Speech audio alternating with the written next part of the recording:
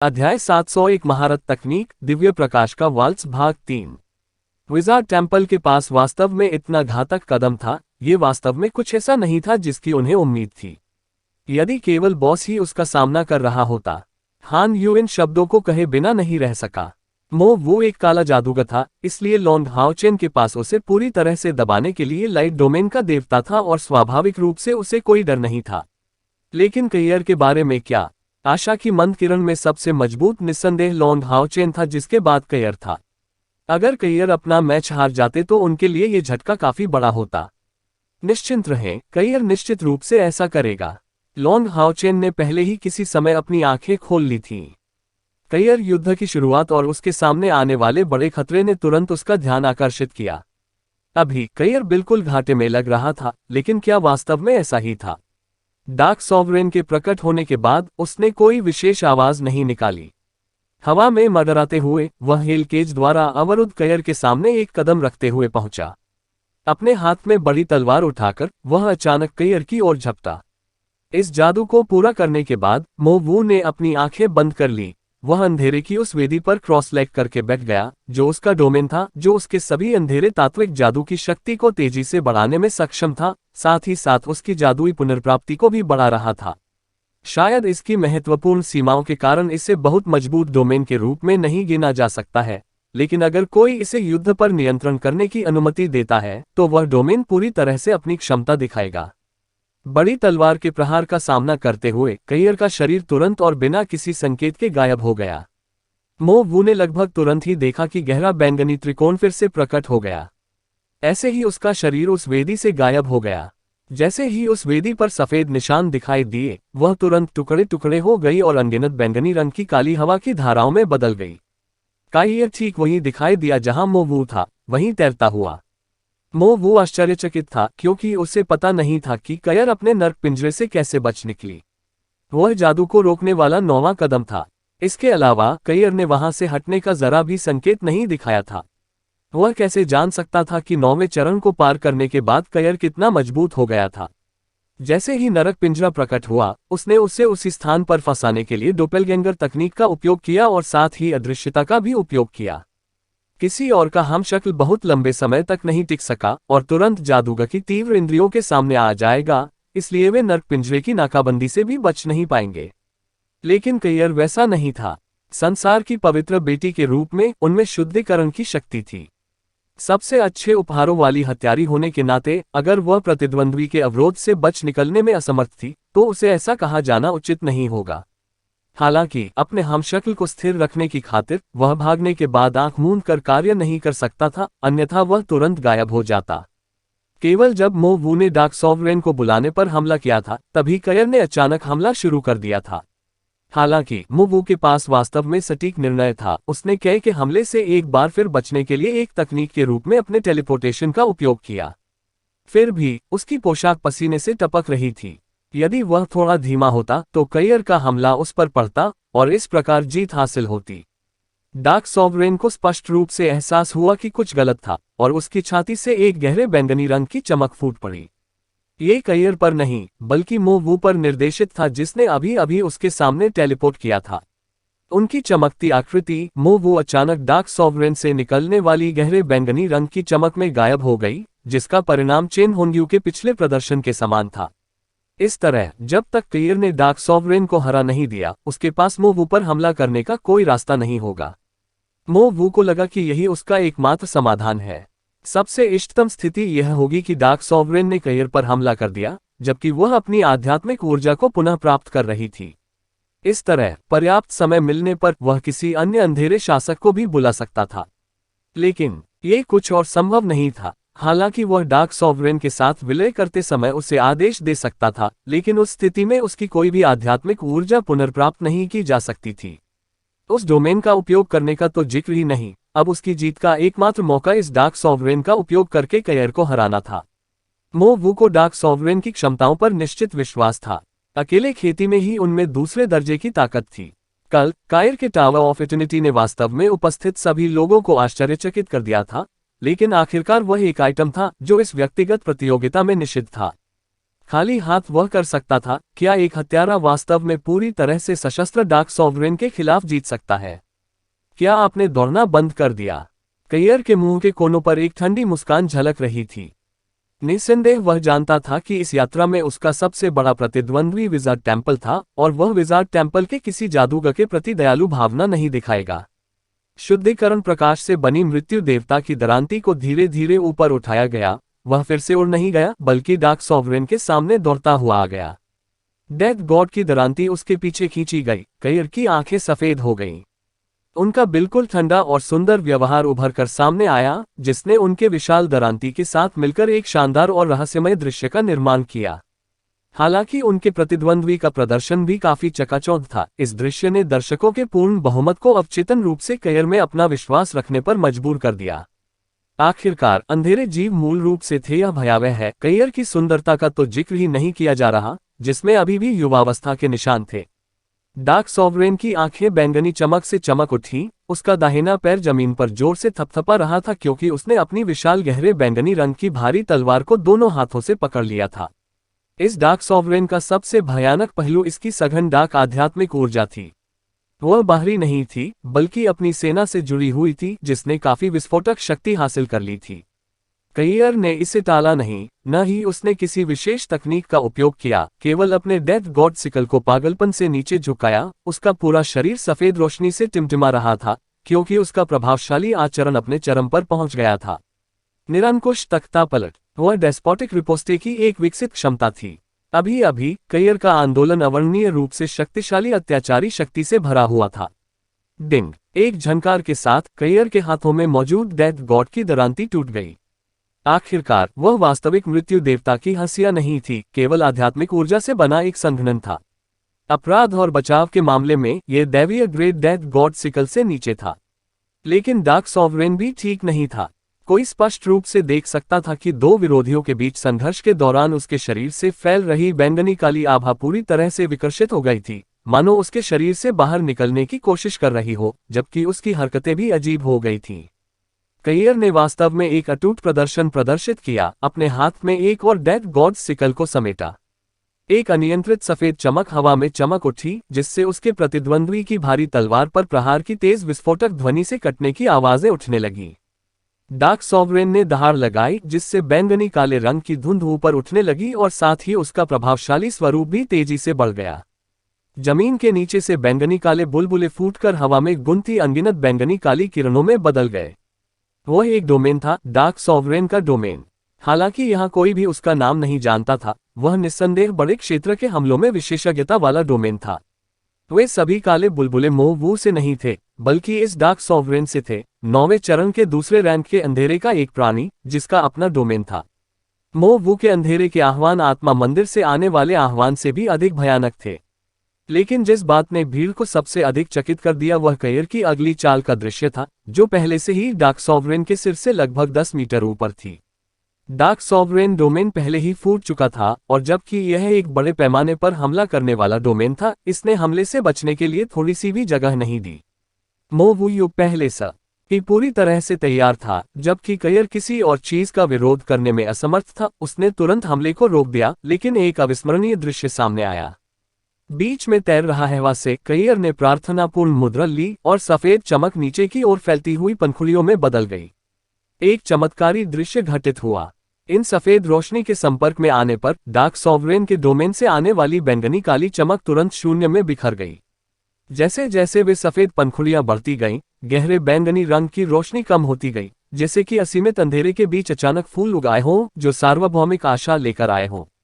इस शानदार शुद्धिकरण में सारा अंधकार शून्य में बदल गया। धीरे धीरे प्रकाश का मार्ग प्रशस्त हुआ। ली झेंगाजी ने आश्चर्य से अपना मुंह खोला। वह प्रकाश क्षेत्र के देवता के पीछे के कुछ सिद्धांतों को समझ सका, क्योंकि आखिरकार यह पूरी तरह से प्रकाश के लिए प्रासंगिक था। लेकिन कयियर की निपुणता का प्रदर्शन उसके ज्ञान से कहीं अधिक था। वह शक्ति, डार्क सॉवरेन का शरीर थोड़ा सा झटका खा गया। हवा में काइया को देखने के लिए अपना सिर उठाया। उसका शरीर अचानक कांपने लगा, क्योंकि उसने प्यूरिफिकेशन डोमेन को तेजी से अपने चारों ओर फैलते देखा। तुरंत वह स्टेडियम के ठीक किनारे पर फिर से प्रकट हुआ। उसने अपने हाथ में भारी तलवार उठाई, तेजी से वार किया, जिससे एक गहरे बैंगनी रंग का हेक्साग्राम दिखाई दिया और तुरंत अंदर चला गया। इसके बाद मो वू के शरीर को फेंकने से पहले अचानक हिलते हुए डार्क सॉवरेन का दृश्य था, क्योंकि डार्क सॉवरेन सीधे उस बैंगनी हेक्साग्राम में गायब हो गया था। डार्क सॉवरेन के गायब होने के साथ ही उसका डोमेन भी स्वाभाविक रूप से गायब हो गया, केवल पसीने से लथपथ मो वू को छोड़कर। उसे समझ में नहीं आया कि गैरहीन स्थिति में होने के बावजूद डार्क सॉवरेन इतनी जल्दी क्यों चला गया। क्या ऐसा हो सकता है कि जब उसने कुछ कपड़े सूखने के लिए छोड़े हों तो बारिश होने लगी हो। ये भयानक मामला मो वू के दिमाग में कौंध गया, क्योंकि हवा में लटकी एकमात्र चीज कयर थी जिसका जारी डोमेन शांति से उसका सामना कर रहा था। मैं जानता हूं कि जहां आपको काले जादू में महारत हासिल है, वहीं अंतरिक्ष जादू में भी आपको महारत हासिल है। शायद आपका स्थानिक जादू आपको टेलीपोर्टिंग जारी रखने की अनुमति दे सकता है, लेकिन मैं ये देखना चाहता हूं कि क्या आपका टेलीपोर्टेशन इसे मेरे शुद्धिकरण डोमेन में हासिल कर सकता है। जैसे ही मो वू के सामने रोशनी फैल गई, जैसे ही उसका शरीर कयर के संपर्क में आया, उसे तुरंत समझ आ गया कि डार्क सॉवरेन घबराहट में क्यों भाग गया था। उसकी आत्मा की गहराइयों में एक अवर्णनीय पीड़ा उठी। जैसे ही उसके शरीर में तीव्र झटके लगे, उसने अचानक कहा, मैं हार मान लेती हूं। अध्याय 702 पौराणिक जानवरों का देवता हवा के देवता से लड़ता है भाग 1। हार मानने के अलावा कोई विकल्प नहीं था। ऐसा लगता है कि वह भयानक शुद्धिकरण डोमेन अंधेरे विशेषता को दबाता है, जो कि प्रकाश विशेषता डोमेन से कम कमजोर नहीं है। न केवल उनकी आध्यात्मिक ऊर्जा शुद्ध हुई, बल्कि उनकी आत्मा भी शुद्ध हुई। इससे भी अधिक भयानक, शुद्ध आध्यात्मिक ऊर्जा उसकी शक्ति का केंद्र थी। कहने का तात्पर्य यह है कि शुद्धिकरण क्षेत्र के प्रभाव से उसकी साधना लगातार कम होती जाएगी। मो वू इतना नुकसान कैसे सह सकता था, जबकि डार्क सॉवरेन के भागने का एकमात्र कारण ये था कि वह डरा हुआ था, भय की भयानक भावना से ग्रस्त था। शायद वह कयर से लड़ने के लिए काफी ताकतवर था, लेकिन उसके बाद क्या हुआ? यदि शुद्धिकरण डोमेन को उसकी आत्मा को शुद्ध करना होता, तो ये हमेशा के लिए चला जाता। डार्क सॉवरेन कोई बेवकूफ नहीं था और उसका मो वू के साथ कोई गहरा बंधन नहीं था, बस एक विशेष संबंध था। वह इस संबंध के लिए अपना जीवन बर्बाद करने को कैसे तैयार हो सकता है? ये बिल्कुल असंभव था। यदि तुम यही चाहते हो तो अकेले ही मर जाओ, लेकिन मुझे इसमें शामिल मत करो। प्यूरिफिकेशन डोमेन के आतंक को महसूस करने के बाद डार्क सॉवरेन तुरंत भाग निकला।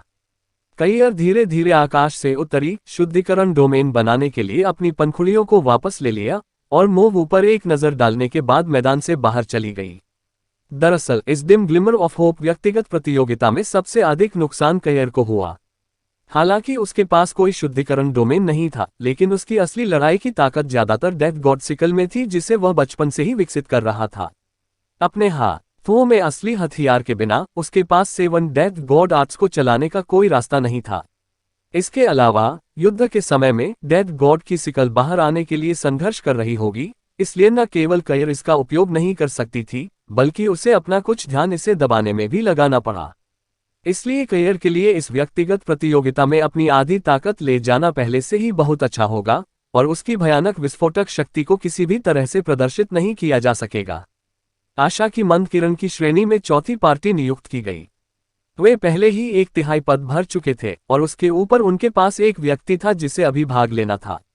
जब चेन यंग मंच पर गई तो उसकी मुलाकात टेम्पल ऑफ द असैसिन के एकमात्र बचे हुए प्रतियोगी से हुई और उसने अपने शक्तिशाली सम्मन जादू के माध्यम से जीत हासिल की। मैच खत्म हो गया। 5वें और सबसे भयानक नेता से लड़ने का समय आ गया था। व्यक्तिगत प्रतिस्पर्धा इस बिंदु तक पहुंचने के बाद आशा की मंद चमक की प्रगति पहले से ही अजेय थी। 10 का एक समूह 2 पावर हाउसों से बना है जो 8वें चरण के शिखर पर पहुंच रहे हैं और 8-9वें चरण पर पहुंच रहे हैं, जिनके बीच 4 पावर हाउस हैं। उनके कप्तान लॉन्ग हाउचेन ने बाद के 2 हथियारों के उपयोग का प्रदर्शन किया था, जिन्हें डोमेन तकनीक और डोमेन विकास के रूप में जाना जाता है, जो टेम्पल्स के 2 नेताओं और नाइट टेम्पल के नंबर 1 पावर हाउस को हराने में कामयाब रहे। कई लोगों को लगा कि मंदिरों की यह महान सभा अनिवार्य रूप से इतिहास में दर्ज की जाएगी, और वे अभी भी बहुत छोटे थे। यदि उन्हें बढ़ते रहने के लिए पर्याप्त समय दिया जाए तो राक्षसों को नष्ट करना असंभव नहीं होगा। हालांकि 6 में से प्रत्येक महान मंदिरों के पास काम करने का अपना तरीका था, जिसके कारण मंदिर गठबंधन अपेक्षाकृत बिखरा हुआ था। राक्षसों के खिलाफ अंधेरे युग के 6000 से अधिक वर्षों तक उनकी लड़ाई पहले ही बहुत लंबे समय तक चली थी। कौन जानता था कि 6 महान मंदिरों से कई शक्तियों का कितना खून बह चुका था। आशा की फीकी चमक वास्तव में उन्हें एक नई सुबह की चमक दिखा रही थी और कई लोगों के मन में एक अवर्णनीय भावना पैदा कर रही थी। यदि कोई एक चीज होती जो उनके पास लाई जाती तो वे निश्चित रूप से इसे आशा बताते। चौथे राउंड का प्रत्येक विजेता 8 अंक अर्जित कर सकता था और इस कठिनाई से गुजरने के बाद नाइट टेम्पल में केवल 2 लोग बचे थे। मैच टेम्पल में 3, स्पिरिट टेम्पल में 2 और डिम ग्लो ऑफ होप में 2 लोग बचे थे। हत्यारे का मंदिर और योद्धा का मंदिर पहले ही हटा दिया गया है। इस चौथे दौर की बदौलत उनमें से 5 ने पहले ही 40 से अधिक अंक अर्जित कर लिए थे, जिससे उन्हें अपने पिछले 56 अंक जोड़ने के बाद 96 अंक का गौरवपूर्ण स्कोर मिला। विजार्ड टेम्पल 89 अंकों के साथ दूसरे स्थान पर था, नाइट टेम्पल 82 अंकों के साथ तीसरे स्थान पर था, स्पिरिट टेम्पल 28 अंकों के साथ चौथे स्थान पर था, हत्यारे मंदिर के पास अभी भी 34 अंक थे और वॉरियर टेम्पल 24 अंकों के साथ बना हुआ था। चूंकि देर हो चुकी थी, यदि भव्य मंदिर सभा सामान्य रूप से चलती तो विजेता आज सामने आता। हालांकि कल की घटना के कारण कार्यक्रम में देरी हुई, फिर भी मैच जारी रखना पड़ा। द 5 ग्रेट टेम्पल्स और डिम ग्लिमर ऑफ होप को पहले ही खबर मिल गई थी कि चाहे कितनी भी देर हो जाए, व्यक्तिगत मैच आज ही खत्म करने होंगे। टेम्पल्स की महान सभा में मैच अधिक समय तक नहीं चले। ये निश्चित रूप से लंबे समय तक चलने वाले मैच नहीं थे। मुख्य कारण राक्षसों का खतरा था। क्या होगा अगर राक्षसों ने बड़े पैमाने पर हमला करने के लिए 6 महान मंदिरों से पवित्र शहर में बड़ी संख्या में बिजली घरों की वापसी का फायदा उठाया? परिणामस्वरूप, हालांकि मंदिरों की महान सभा हर 10 साल में एक बार हो रही थी, राक्षसों को अपनी गति बढ़ाने से रोकने के लिए अंतिम क्षण में विशिष्ट आरंभ समय निर्धारित किया जाएगा। इसलिए जहां तक संभव हो सके बैठक का समय कम कर दिया गया, ताकि बैठक खत्म होने पर सभी टेम्पो के पावरहाउस जल्द से जल्द वापस लौट सकें। इस बार यह विशेष रूप से मामला था क्योंकि संपूर्ण गठबंधन से संबंधित कई नई नीतियों और महत्वपूर्ण मामलों पर चर्चा की आवश्यकता थी। चौथा राउंड खत्म होने और अंक पूरे होने के बाद तुरंत 5वें राउंड का मैच होगा। कुल 6 पार्टियां थीं और यद्यपि पिछले पैटर्न के आधार पर डिम ग्लो ऑफ होप के शेष 5 सदस्य हालांकि उन्हें 5 मैचों में रखा जाएगा, लेकिन एक दूसरे को ढूंढना उनके लिए असंभव नहीं था। लेकिन संक्षेप में, आशा की मंद चमक को एक ही समय में शूरवीर, जादूगर और आत्मा के मंदिर का सामना करना होगा। उनके शेष सदस्यों में से प्रत्येक ने 16 अंक अर्जित किए थे, लेकिन हालांकि आशा की धुंधली किरण वास्तव में नेता थी, वह नेतृत्व अभी तक स्थिर नहीं था और किसी भी समय बदल सकता था। पहला मैच पहले से ही एक बड़ा पावर क्लैश था। ऐसा लग रहा था कि चेन यंग र का सौभाग्य आखिरकार खत्म हो गया। सिलेक्शन लाइट उस पर और जादूगर मंदिर के नेता ली झेंगजी के सिर पर गिरी। लॉन्ग हाओ चेन की अभिव्यक्ति थोड़ी बदल गई। उसने चेन यंग र को घूर कर देखा, फिर उसकी ओर सिर हिलाया, उठकर धीरे धीरे मंच की ओर चल दिया। इस मैच में ली झेंगजी विशेष रूप से शांत थे। हालांकि आशा की धुंधली किरण ने गौरवपूर्ण परिणाम प्राप्त किए थे, फिर भी वह भावशून्य बना रहा। उसकी भावनाओं में थोड़ी सी भी गड़बड़ी नहीं हुई। कौन जानता था कि उसे सचमुच उनकी परवाह नहीं थी या उसके मन में अन्य प्रकार के विचार थे। वर्तमान में मंदिर के एकमात्र शेष नेता ली झेंगजी थे, अन्य 4 का सफाया हो गया। शुरुआत से ही चेन यंग र का सामना करने से वास्तव में दर्शकों का उत्साह चरम पर पहुंच गया। ये चेन यंगर एक डोमेन क्षेत्र रक्षक भी था। क्या आशा की मंद चमक यहां हर किसी के लिए एक अच्छा आश्चर्य ला सकती है? चेहरे पर हल्की मुस्कान के साथ चेन यंग र ली झेंगजी को सलाम करते हुए मैदान पर आगे बढ़ी। आखिरकार ली झेंगजी अभी भी एक वरिष्ठ थे। ली झेंगजी ने थोड़ा सिर हिलाया और एक आकर्षक इशारा किया। उसकी स्थिति के साथ स्वाभाविक रूप से उसके लिए चेन यंग र की उम्र के किसी व्यक्ति के खिलाफ पहला कदम उठाने में जल्दबाजी करने का कोई रास्ता नहीं था। चेन यंग र मंत्रोच्चार शुरू करने से पहले सीधे पालथी मारकर बैठ गईं, बचाव के लिए पहले से कोई उपाय किए बिना। उसे देखते हुए ली झेंगजी प्रतिक्रिया में मुस्कुराए बिना नहीं रह सकी। क्या लड़की है! वह स्पष्ट रूप से पहला कदम उठाने में उसकी अनिच्छा का फायदा उठा रहा था। लेकिन अगर मैं पहला कदम नहीं उठाता तो क्या आप सचमुच सोचते हैं कि मेरे पास कोई अन्य साधन नहीं है? ली झेंगजी हल्की सी मुस्कुराई, लेकिन फिर भी खड़ी रही और गाना शुरू कर दिया। पूरे स्टेडियम में अद्भुत शांति छा गई। मंदिरों की महान सभा की शुरुआत के बाद से ये पहली बार था कि 2 जादूगरों ने बिना किसी मामूली हमले के एक दूसरे का सामना किया था। ली झेंगजी के शरीर से एक बेस्वाद इकाई फैल गई, जो बहुत तेजी से उसकी पीठ पर आकार ले रही थी, जिससे उसके चारों ओर हरे रंग की रोशनी का जाल बन गया। ली झेंगजी के लंबे संस्करण में बनने के कारण उनकी मोटी उपस्थिति वास्तव में एक प्यारा एहसास देती थी। नाइट टेम्पल के किनारे बैठे हुए लॉन्ग हाओ चेन चिंता में कँपकँपी महसूस करने से खुद को नहीं रोक सका। ली झेंगजी ने जादू को बुलाने वाले एक प्रकार के पवन देवता का इस्तेमाल किया, लेकिन इसमें कम समय लगा। इसे पूरा करने में 20 सेकंड लगेंगे। इस मंत्र की दुर्जय शक्ति बिना किसी संदेह के निषिद्ध मंत्र के स्तर तक पहुंच गई। वह बिल्कुल पागलपन था। इसके अलावा ये बिना किसी उपकरण के पूरा किया गया था, और इस बीच ली झेंगजी को अभी भी अपने विंड गॉड डोमेन का उपयोग करना पड़ा। ऐसा लग रहा था कि चेन यंग र को ली झेंगजी के जादू से कोई फर्क नहीं पड़ा, फिर भी उसने अपना जाप जारी रखा, जो और भी गहरे और अनावश्यक तरीके से जारी रहा। उसके बाद अपने जादू के अनुरूप जादू की पहचान करने में असमर्थ होने के कारण अंततः ली झेंगजी के चेहरे पर कुछ बदलाव नहीं आए। एक चरम स्तर के जादूगर के रूप में ली झेंगजी पहली चाल चलने के लिए तैयार नहीं हो सकते थे, लेकिन वह निष्क्रिय बने रहने के लिए और भी कम अनिच्छुक थे। इसलिए उसने तुरंत एक निषिद्ध जादू की तैयारी की, ताकि चेन यंग र द्वारा चाहे किसी भी तरह के जादुई जानवर को बुलाया जाए, उसे भरोसा हो सके कि वह उसे अपने जादू से नष्ट करने में सक्षम होगा। भले ही चेन यंग शून्य र एक विशेष रूप से मजबूत जादुई जानवर के साथ आएगा, फिर भी वह अपने जादू को बढ़ावा देने के लिए विंड गॉड डोमेन का उपयोग कर सकता है। ऐसा नहीं था कि ली झेंगजी कई जादू नहीं कर सकते थे, लेकिन उन्होंने इसकी कोई जरूरत नहीं समझी। इसके अलावा किसी जादू को ढालने के बाद उसे छोड़े बिना रखने से आध्यात्मिक ऊर्जा की बड़ी खपत होगी। उन्हें वास्तव में चेन यंग र की रिहाई में इतना लंबा समय लगने की उम्मीद नहीं थी। इस लड़की के लिए जो 9वें चरण की शक्ति है और उसे अपने मंत्र को प्राप्त करने में इतना समय लगता है, यह आह्वान करने वाला जादू किस स्तर पर हो सकता है। हालांकि ली झेंगजी के पास इस मामले पर कुछ विचार थे, फिर भी उन्होंने चेन यंग र के जप के समय को कम आंका था। पलक झपकते ही 3 मिनट बीत चुके थे और चेन यंगर अभी भी अपना जाप जारी रखे हुए थी, और उसका जादू अभी भी प्रभावी नहीं हुआ था। यदि ऐसा नहीं होता क्योंकि वह पहले से ही जानता था कि चेन यंगर 9वें चरण पर पहुंच गया है, तो ली झेंगजी को लगता कि वह नकली मंत्रोच्चार कर रहा था। केवल कौन सा गाना इतने लंबे समय तक चल सकता है? लड़की, अगर तुम ऐसे ही चलती रही तो ये बूढ़ा आदमी अपनी चाल चल देगा। ली झेंगजी की धीमी आवाज पूरे राज्य में गूंज उठी। अपने चेहरे से भी वह मंदिरों के इस महासम्मेलन पर अपनी ऊर्जा खर्च नहीं कर सका। इस निषिद्ध मंत्र को बनाए रखने से उसकी आध्यात्मिक ऊर्जा जल्दी खत्म हो गई, और जबकि अन्य मैच आने वाले थे, अत्यधिक खपत स्पष्ट रूप से उसके खिलाफ काम करेगी। अध्याय 703 पौराणिक जानवरों का देवता हवा के देवता से लड़ता है, भाग 2। ली झेंगजी के बोलने के ठीक बाद चेन यंग र ने अचानक अपनी आंखें चौड़ी की और उसे एक प्यारी सी मुस्कान दिखाते हुए जवाब दिया, मेरा काम हो गया।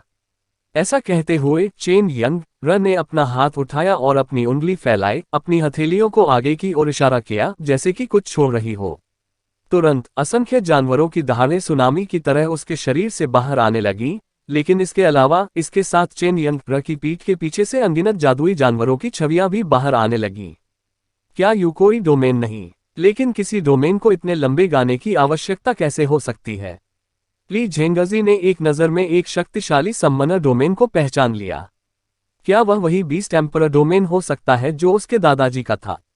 चेन यंग र ने पिछले मैचों में अपने प्रभुत्व का उपयोग प्रदर्शित किया था, लेकिन केवल जादुई जानवर प्रवर्धन के रूप में अधिकतम 2 लक्ष्यों पर निशाना साधते हुए, लेकिन उसके द्वारा इतने लंबे क्षेत्र में फैला हुआ प्रभुत्व देखना वास्तव में पहली बार था।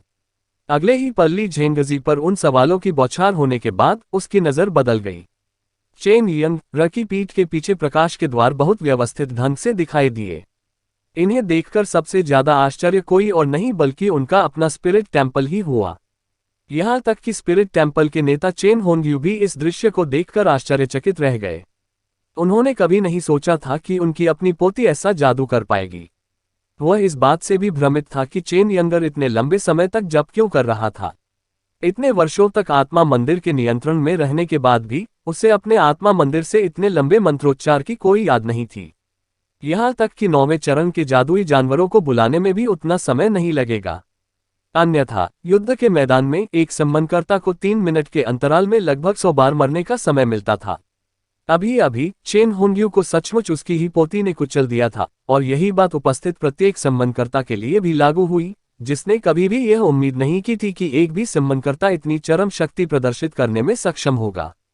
बस इन दरवाजों को गिनना, 1, 2, 3, 4, 5। उन्हें एक नज़र से गिनना असंभव था। इन द्वारों ने एक विशाल अर्धवृत्त का निर्माण किया, मानो चेन यंग र को घेर लिया हो और उसकी रक्षा की हो।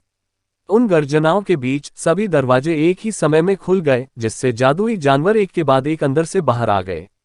कुल 36 द्वार थे, जिनमें से 36 जादुई जानवर प्रकट होते ही तुरंत बाहर निकल आते थे। इन जादुई जानवरों को देखकर ली झेंगजी की नजर थोड़ी बेहतर हो गई। वे केवल 8वें चरण पर पहुंचे, 9वें पर नहीं। यदि चेन यंगर 9वें चरण की शक्तियों के बराबर 36 जादुई जानवरों को एक बार में बुलाने में सक्षम थे, तो यह वास्तव में भयानक होगा। लेकिन फिर भी चेन यंग र के सम्मोहक जादू ने अभी भी सभी दर्शकों को आश्चर्यचकित कर दिया। 36 एक साथ 8वां कदम जादुई जानवर, वह क्या था? ये कुछ ही क्षणों में युद्ध क्षेत्र के पूरे हिस्से को पलटने के लिए पर्याप्त होगा।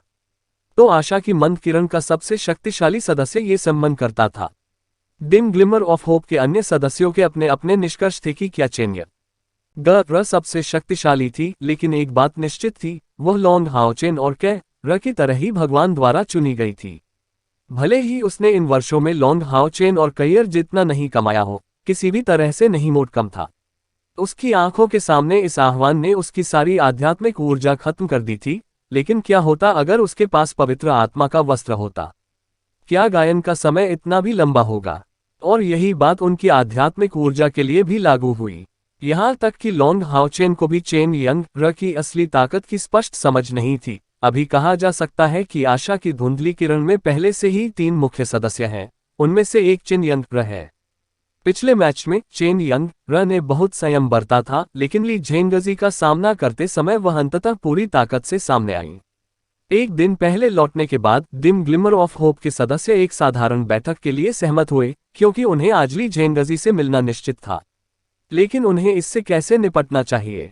वे बहुत जल्दी एक निष्कर्ष पर पहुंच गए। इससे कोई फर्क नहीं पड़ता कि ली झेंगजी से कौन मिला, उस व्यक्ति ने युद्ध में अपना सर्वश्रेष्ठ प्रदर्शन करते हुए प्रतिद्वंद्वी की ताकत को बहुत अधिक खर्च किया था। आखिरकार भले ही ली झेंगजी की ताकत यांग हाओयू के स्तर पर न हो, लेकिन इसमें बहुत अंतर नहीं होना चाहिए। ऐसा इसलिए था क्योंकि दूसरे पक्ष ने उसे जीतने दिया था कि लॉन्ग हाओचेन ने यांग हाओयू के खिलाफ जीत हासिल की थी, लेकिन एक बनाम एक में हाओचेन को भरोसा नहीं था कि वह निश्चित रूप से ली झेंगजी को हरा पाएगा। लेकिन उनका डिमिग्लो of hope demon hunt squad एक संपूर्ण था, और एक संपूर्ण को अलग अलग व्यक्तियों से भी अधिक मजबूत होना तय था। और चूंकि व्यक्तिगत प्रतियोगिता आज वैसे भी समाप्त हो जाएगी, इसलिए टीम की लड़ाई पर ध्यान देना बेहतर होगा। झांग फैंग ने पहले ही ली झेंगजी को प्रभावी ढंग से थका दिया था, लेकिन चूंकि तब से कई मैच बीत चुके थे, इसलिए उनकी आध्यात्मिक ऊर्जा पहले ही भर जानी चाहिए थी। लेकिन इस मैच में चेन यंगर ने पहले ही खुद को आश्वस्त कर लिया था कि अगर वह उसे नहीं हरा सकती तो कम से कम ली झेंगजी को अपनी लड़ने की ताकत का भारी बहुमत इस्तेमाल करना होगा। चेन यंगर की योजना शुरुआत में ही सही थी। उसने अपने बड़े पैमाने पर सम्मान मंत्र को पूरा करने के लिए अपनी स्थिति के लिए ली झेंगजी के उच्च सम्मान का पूरा उपयोग किया। स्टेडियम में एक साथ दिखाई देने वाले 36 8वें चरण के जादुई जानवरों ने सभी दर्शकों को चौंका दिया था। हालांकि ये जादुई जानवर एक अलग जाति के थे, उन्होंने पूरे दिल से चेन यंग के आदेशों को सुना। शुरुआत में ही वे पागलों की तरह ली झेंगजी की ओर बढ़े। ली झेंगजी ने ठंडी आवाज में कहा, महज जादुई जानवरों का 8वीं सीढ़ी तक पहुंचना उसकी नजर में कुछ भी नहीं था। भले ही वे अधिक संख्या में थे, उसके साधना स्तर पर इस स्तर के जादुई जानवरों को मारना बहुत सरल था। जैसे ही उसने अपने हाथ हिलाए, उसकी पीठ पर मौजूद हरे रंग की विशाल आकृति तुरंत ऊपर तैरने लगी। उसके दोनों हाथ आकाश की ओर उठ रहे थे और हरे अर्धचंद्राकार पत्ते छोड़ रहे थे। वे ली झेंगजी के सामने खड़े एक अभेद्य अवरोध की तरह लग रहे थे। लेकिन अगले ही पल उसका रूप फिर बदसूरत हो गया। चेन यंगर अचानक चिल्लाया और तुरंत असंख्य जानवरों की छवियां जो पहले सामने आई थीं, ठोस हो गईं। 8वें चरण के जादुई जानवरों की ओर दौड़ी, जो उभरे थे और उनके साथ जुड़ गए, जिससे जानवरों में तेजी से बदलाव होने लगे। एक विशाल काला भालू जोर से दहाड़ने लगा, अपने पिछले आकार से 2 गुना सूज गया और लंबा हो गया, क्योंकि उसके बाल गहरे सुनहरे रंग में बदल गए। दहाड़ के बीच उसने ली झेंगजी द्वारा बुलाए गए पवन देवता को लक्ष्य करके भूकंपीय तरंगे छोड़ी। विकास चेन यंग र ने जो उपयोग किया था वह स्पष्ट रूप से चेन होंग्यू के समान असंख्य जानवर डोमेन नहीं था, बल्कि उसका पौराणिक जानवर डोमेन था। भगवान का चुना हुआ जानवर होने के नाते, मानव दुनिया में अस्तित्व में आने वाली एक अद्वितीय पवित्र आत्मा बेटी होने के नाते, जादुई जानवरों में उसकी क्षमता मूल रूप से ये ज़ियाओली के पंखों से भी आगे निकलकर भ्रामक स्वर्ग में पहुंच गई। जानवर सम्राट के डोमेन के आवेग के तहत ये 8वें चरण के जादुई जानवर 9वें चरण में विकसित हुए, 36वें चरण के जादुई जानवरों में बदल गए। एक भयानक शक्ति जारी की जो ली झेंगजी में उन्मत्त रूप से प्रवाहित हुई। एक गलत अनुमान। ली झेंगजी तुरंत इस फैसले पर पहुंचे जिससे उनमें पश्चाताप के निशान थे। उसे वास्तव में चेन यंग र को अपना जादू पूरा नहीं करने देना चाहिए था। 36वें चरण के जादुई जानवर और 36वें चरण के जादुई जानवर दो मौलिक रूप से भिन्न अवधारणाएं थीं। इन वैश्विक आवेगों को पूरा करने के बाद चेन यंगर काफी कमजोर अवस्था में उठ बैठी, लेकिन उसके पास अभी भी जोर से बोलने की ऊर्जा थी। हर कोई उसे खत्म कर दे।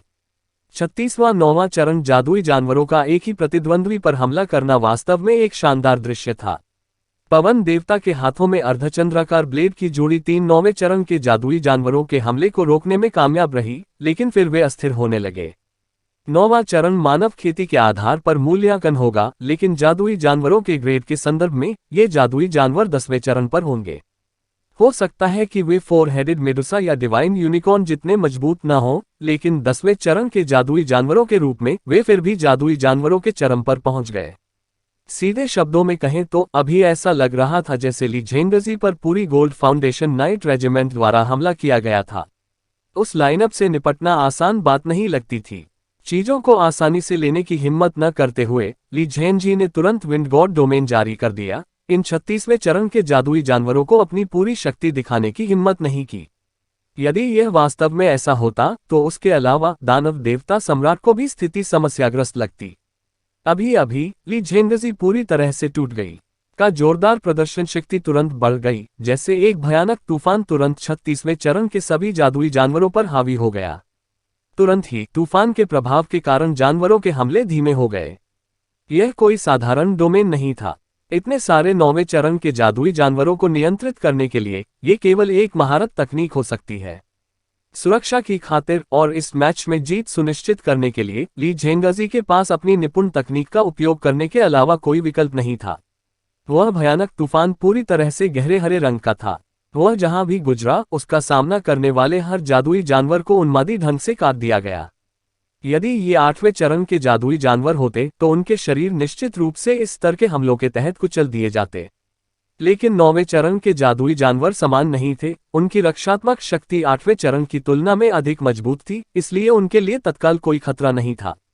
चेन यंगर ने इस स्थिति को नजरअंदाज कर दिया। केवल अपनी आध्यात्मिक ऊर्जा को फिर से भरने के लिए चुपचाप वहां बैठी रही। छोटे मैकडुल को उसकी बाहों में पकड़ रखा था। ली झेंजी ने अपनी महारत तकनीक की बदौलत इन जादुई जानवरों पर लगाम लगाए और उनकी पवन देव शक्ति उभरने लगी। पवन देवता डोमेन की गति के साथ ली झेंगजी के पवन देवता अवतार शरीर ने गति और आक्रामक शक्ति में विस्फोटक शक्ति प्राप्त की। हरी रोशनी की एक चमक में वह विशाल भालू अपने रास्ते में शून्य की तरह खड़ा हो गया, जबकि प्रतिक्रिया में उसके अवतार को भालू के ताड़ के हमले में 10 मीटर पीछे खदेड़ दिया गया। लेकिन विंड गॉड्स डोमेन के विस्तार के सामने इस स्तर का हमला कुछ भी नहीं था। केवल 9वें चरण के जादुई जानवर से छुटकारा पाने के कारण ली झेंगजी के चेहरे का रंग नहीं सुधरा। इसके ठीक विपरीत वह और भी अधिक तनावग्रस्त हो गई। एक निपुण तकनीक की आध्यात्मिक ऊर्जा की खपत को केवल भयानक के रूप में वर्णित किया जा सकता है, यहाँ तक कि उसकी आंतरिक आध्यात्मिक ऊर्जा 400,000 इकाइयों के माध्यम से टूटने के बावजूद वह इसे बहुत लंबे समय तक उपयोग करना जारी नहीं रख सका। अब उसके पास केवल एक ही विकल्प बचा था, वह था स्थिति का फायदा उठाकर चेन यंग से छुटकारा पाना।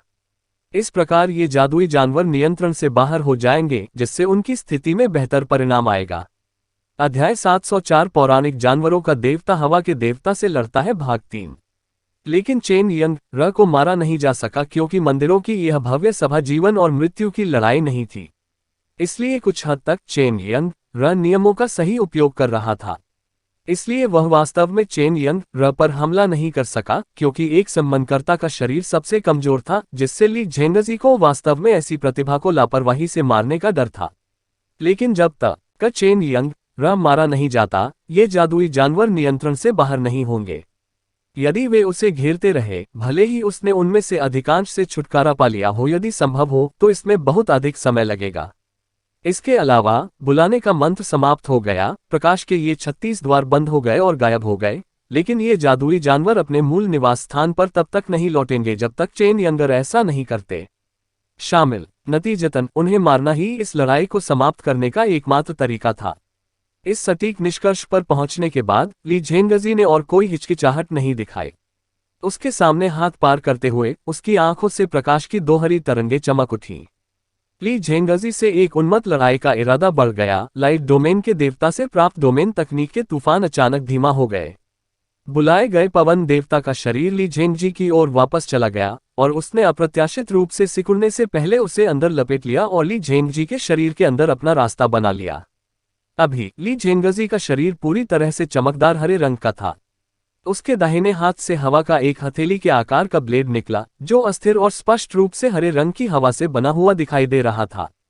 पलक झपकते ही वह 9वें चरण के जादुई जानवर के सामने उतरा, जिसके परिणामस्वरूप उसकी गति बहुत धीमी हो गई थी, जैसे कि वह किसी दलदल में गिर गया हो।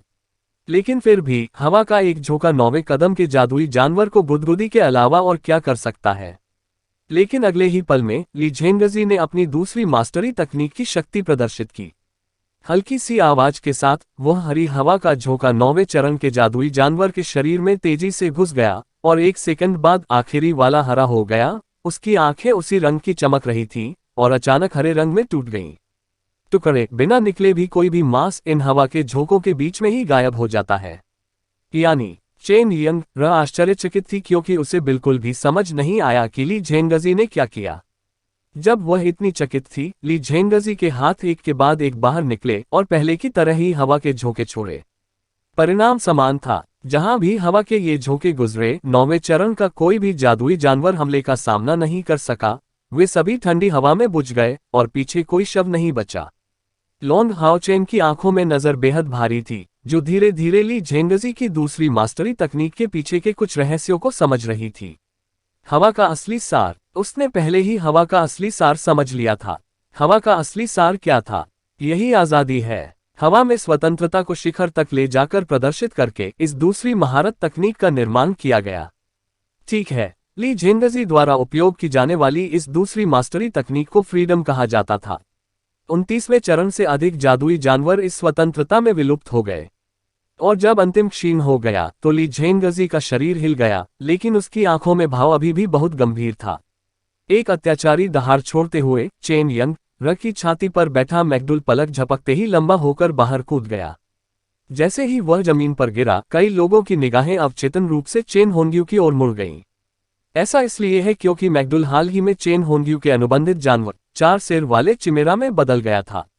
ग्रोआ 4 थूक ने सीधे विंड गॉड के डोमेन पर बमबारी की, लेकिन चूंकि मैकडुल ने अभी अभी आकार बदला था, उसकी ताकत असली 4 हेडेड चिमेरा से काफी अलग थी, इसलिए ये 4 थूक नहीं बनाए गए थे, बल्कि उन्हें अलग अलग फेंक दिया गया था। लेकिन फिर भी वह हमला 9वें चरण तक पहुंच गया। हालांकि विंड गॉड डोमेन से प्राप्त एक डोमेन तकनीक वास्तव में शक्तिशाली थी। जब ये 4 थूक आए तो तूफान ने उन्हें तुरंत धीमा कर दिया, इससे पहले कि वे तुरंत टूट गए और कुछ भी नहीं बन गए।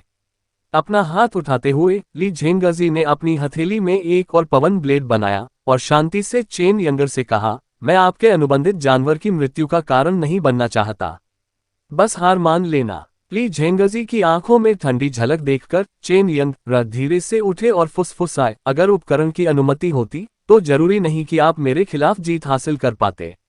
ली झेंगजी उस पर मुस्कुराए लेकिन कुछ नहीं कहा।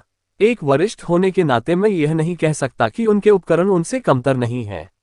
उसके हाथ में हवा की धार उड़ती हुई सीधे मैकडुल की ओर चली गई। चेन यंग भयभीत थी।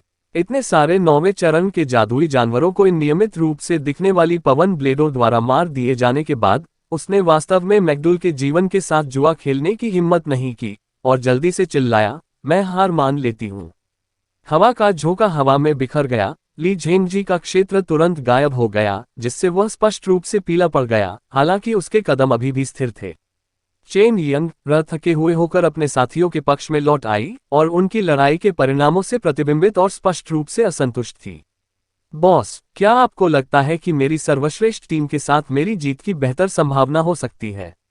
लॉन्ग हाओचेन उस पर मुस्कुराए, आप इतने परेशान नहीं हैं। ली झेंगजी की खेती वास्तव में एक जबरदस्त स्तर पर है। तुमने पहले ही बहुत अच्छा किया यंग। हालांकि वह वास्तव में नहीं जानता था कि ली झेंगजी वास्तव में किस हद तक थक गया था। परम निपुणता के साथ साथ दो निपुणता तकनीकों का उपयोग करने से काफी खपत आनी चाहिए थी। कम से कम ली झेंगजी संभवतः अपने अगले मैच से पहले अपनी चरम स्थिति में नहीं लौट सके। डिम ग्लिमर ऑफ होप ने एक और सदस्य को हटा दिया था, लेकिन किसी को भी चेन यंग र का प्रदर्शन हारे हुए व्यक्ति जैसा नहीं लगा। उसने अभी अभी 36वें चरण के जादुई जानवरों को बुलाया था। ये दानव देव सम्राट सेना का विरोध करने के लिए पर्याप्त से अधिक था। एक बुलाया ऐसी स्थिति तक पहुंचने को अब केवल यह नहीं कहा जा सकता कि यह चरम स्तर पर पहुंच गया है। इस बार प्रकाश की चमक एक शूरवीर की ओर मुख करके लिन शिन पर पड़ी। नाइट टेम्पल में सबसे मजबूत यांग हाओयू और लॉन्ग तियानरिंग थे जो पहले ही बाहर हो गए थे, लेकिन इस 5वें दौर में नाइट टेम्पल के पास अभी भी 2 दावेदार थे। इससे भलीभांति अंदाजा लगाया जा सकता है कि शूरवीर कितने शक्तिशाली थे। लिन शिन 9वें चरण में महारत हासिल करने वाले सेंट नाइट का सामना करने की कगार पर था। मंच पर प्रवेश करते हुए लिन शिन की अभिव्यक्ति तुरंत पूरी तरह से अधिक गंभीर हो गई। वह जानता था कि मंदिरों की महान सभा की शुरुआत के बाद से यह उसकी सबसे बड़ी कठिनाई होने वाली थी। भले ही वह जीत सके या नहीं, उसे अपना सब कुछ देना होगा और अपने प्रतिद्वंद्वी को कमजोर करने की पूरी कोशिश करनी होगी। हालांकि यह प्रतिद्वंद्वी नाइट टेम्पल से था, उसके पक्ष से कम 3 लोगों के उभरने की पूरी संभावना थी। इसलिए प्रतिद्वंद्वी को कमजोर करना उसके साथियों के लिए बाद के चरणों की नींव रखने का काम करेगा। हालांकि निश्चित रूप से सबसे अच्छी बात प्रतिद्वंद्वी के खिलाफ जीतना होगी। होली नाइट बहुत बूढ़ा था, उसके बाल और दाढ़ी सफेद रंग के थे। उसकी उम्र लॉन्ग तियानरिंग से कम नहीं लग रही थी। लिन शिन के सामने उसने तुरंत अपने पर्वत को नहीं बुलाया, स्पिरिट माउंटेन की शक्ति से ढकी एक चमकती ढाल को बुलाने के लिए अपना बायां हाथ उठाया। यह एक गार्जियन नाइट था जो भावशून्य दिखाई दे रहा था। प्रतिद्वंद्वी का सामना करते हुए लिन शिन को अचानक एक अजीब सा एहसास हुआ, क्योंकि उसे आश्चर्य से एहसास हुआ कि इतने सारे राउंड बीत जाने के बाद भी इस पवित्र शूरवीर को शक्ति के भयानक प्रदर्शन के साथ यहां समाप्त होना चाहिए था, लेकिन इसने फिर भी उस पर कोई प्रभाव नहीं छोड़ा। तुम्हारा दिल, इसका क्या मतलब हो सकता है कि वह इतने मामूली तरीके से यहां तक पहुंचने में कामयाब रहा। एक गार्जियन नाइट को द्वंद्वयुद्ध में कुशल नहीं होना चाहिए, इसलिए वह नाइट के मंदिर से एक छिपा हुआ कार्ड था। यांग हाओयू के बाद अब एक शक्तिशाली गार्जियन नाइट आया। सचमुच नाइट टेम्पल अलायंस के नंबर 1 मंदिर के रूप में स्थान पाने का हकदार है। तो शायद आशा की धुंधली किरण के प्रकट होने के बिना भी जादूगर मंदिर शायद ही नाइट मंदिर पर हावी हो पाता। और वह इस आधार पर था कि उसके 3 दिव्य शूरवीरों में से केवल एक ही आया था। इन वर्षों में मैच टेम्पल के लिए असीमित संभावनाएं कही जा सकती हैं, खासकर पवित्र युद्ध के बाद, क्योंकि उन्हें जो क्षति हुई वह सबसे कम थी। युद्ध के मैदान पर उनकी उपलब्धियां सबसे बड़ी थीं। उनके विकास ने नाइट टेम्पल को उनकी तुलना में पूरी तरह से फीका बना दिया। लेकिन जब वास्तव में मंदिरों की भव्य सभा हुई, तो 6 महान मंदिरों की रैंकिंग निर्धारित करने वाले युद्ध में शूरवीरों के पास वास्तव में सबसे मजबूत ट्रैप कार्ड थे। यदि आशा की किरण मंदिर की स्थिति नहीं होती, काबालेरों को 80% यकीन होगा कि वह अग्रणी बने रहेंगे। लिन शिन की आंखें नीली रोशनी से चमक उठी, उसकी पीठ से आग के विशाल पंखों का एक जोड़ा निकला। उनके आध्यात्मिक पंख सामान्य जादूगरों की तुलना में बहुत अलग थे। सबसे पहले उनके आकार में। किसी के आध्यात्मिक पंखों का आकार आमतौर पर उसकी ताकत से संबंधित होता था। लॉन्ग हाओ चेन के कई पंख एक विशेष मामला है। आमतौर पर जैसे जैसे किसी की खेती बढ़ती है, आध्यात्मिक पंख का आकार बढ़ता जाता है। लेकिन भले ही लिन शिन ने हाल ही में 9वें चरण को तोड़ दिया हो, उसके आत्मा पंखों का आकार पहले से ही मैच टेम्पल लीडर ली झेंगजी के पवन पंखों का प्रतिद्वंद्वी हो सकता है। विशाल पंख 10 मीटर से अधिक तक फैले हुए हैं। वे बिल्कुल उसकी पीठ के पीछे फैली हुई आग की दीवार की तरह लग रहे थे। इसके अलावा लिन शिन की आत्मा के पंखों पर लगी आग नीली लपटों के रूप में दिखाई दी। जैसे जैसे उसकी साधना जारी रही, 9वें चरण को पार करते हुए उसके हॉट ऑफ फायर ने सुंदरता का एक आकर्षक रंग प्राप्त कर लिया। जैसे जैसे उनके आध्यात्मिक पंख लयबद्ध रूप से हिलते थे, गहरा नीला रंग लगातार बदलता रहता था, ठीक सबसे स्वच्छ तटरेखा के पानी की तरह। लिन शिन के हाथ आपस में जुड़े हुए थे, उसकी आंखें चमक रही थीं। अपना हाथ उठाते हुए एक लॉ ने पवित्र शूरवीर की ओर एक परीक्षण हमला किया। टकराना। जैसे ही नीली आग मुड़ी, पवित्र शूरवीर गतिहीन होकर खड़ा हो गया और लॉ उसकी ढाल से टकरा गई, लेकिन उसे संक्रमित नहीं किया। यह उस स्पिरिट माउंटेन की भौतिक ढाल से गुजरने का प्रबंधन भी नहीं कर पाए। ये पहला हमला केवल विस्फोटक गुणों से भरा था और अग्नि जादूगर के रूप में उसका सबसे बड़ा क्षेत्र उसके हमले की विस्फोटक शक्ति में था। ये सबसे मजबूत भाले और सबसे मजबूत ढाल के बीच की लड़ाई थी। लिन शिन ने बिना किसी हिचकिचाहट के अपना वैश्विक आक्रमण जारी रखा। जैसे ही उसके हाथ लहराए गए, नीली लपटों की एक श्रृंखला नीली बिजली की तरह होली नाइट पर गिरी।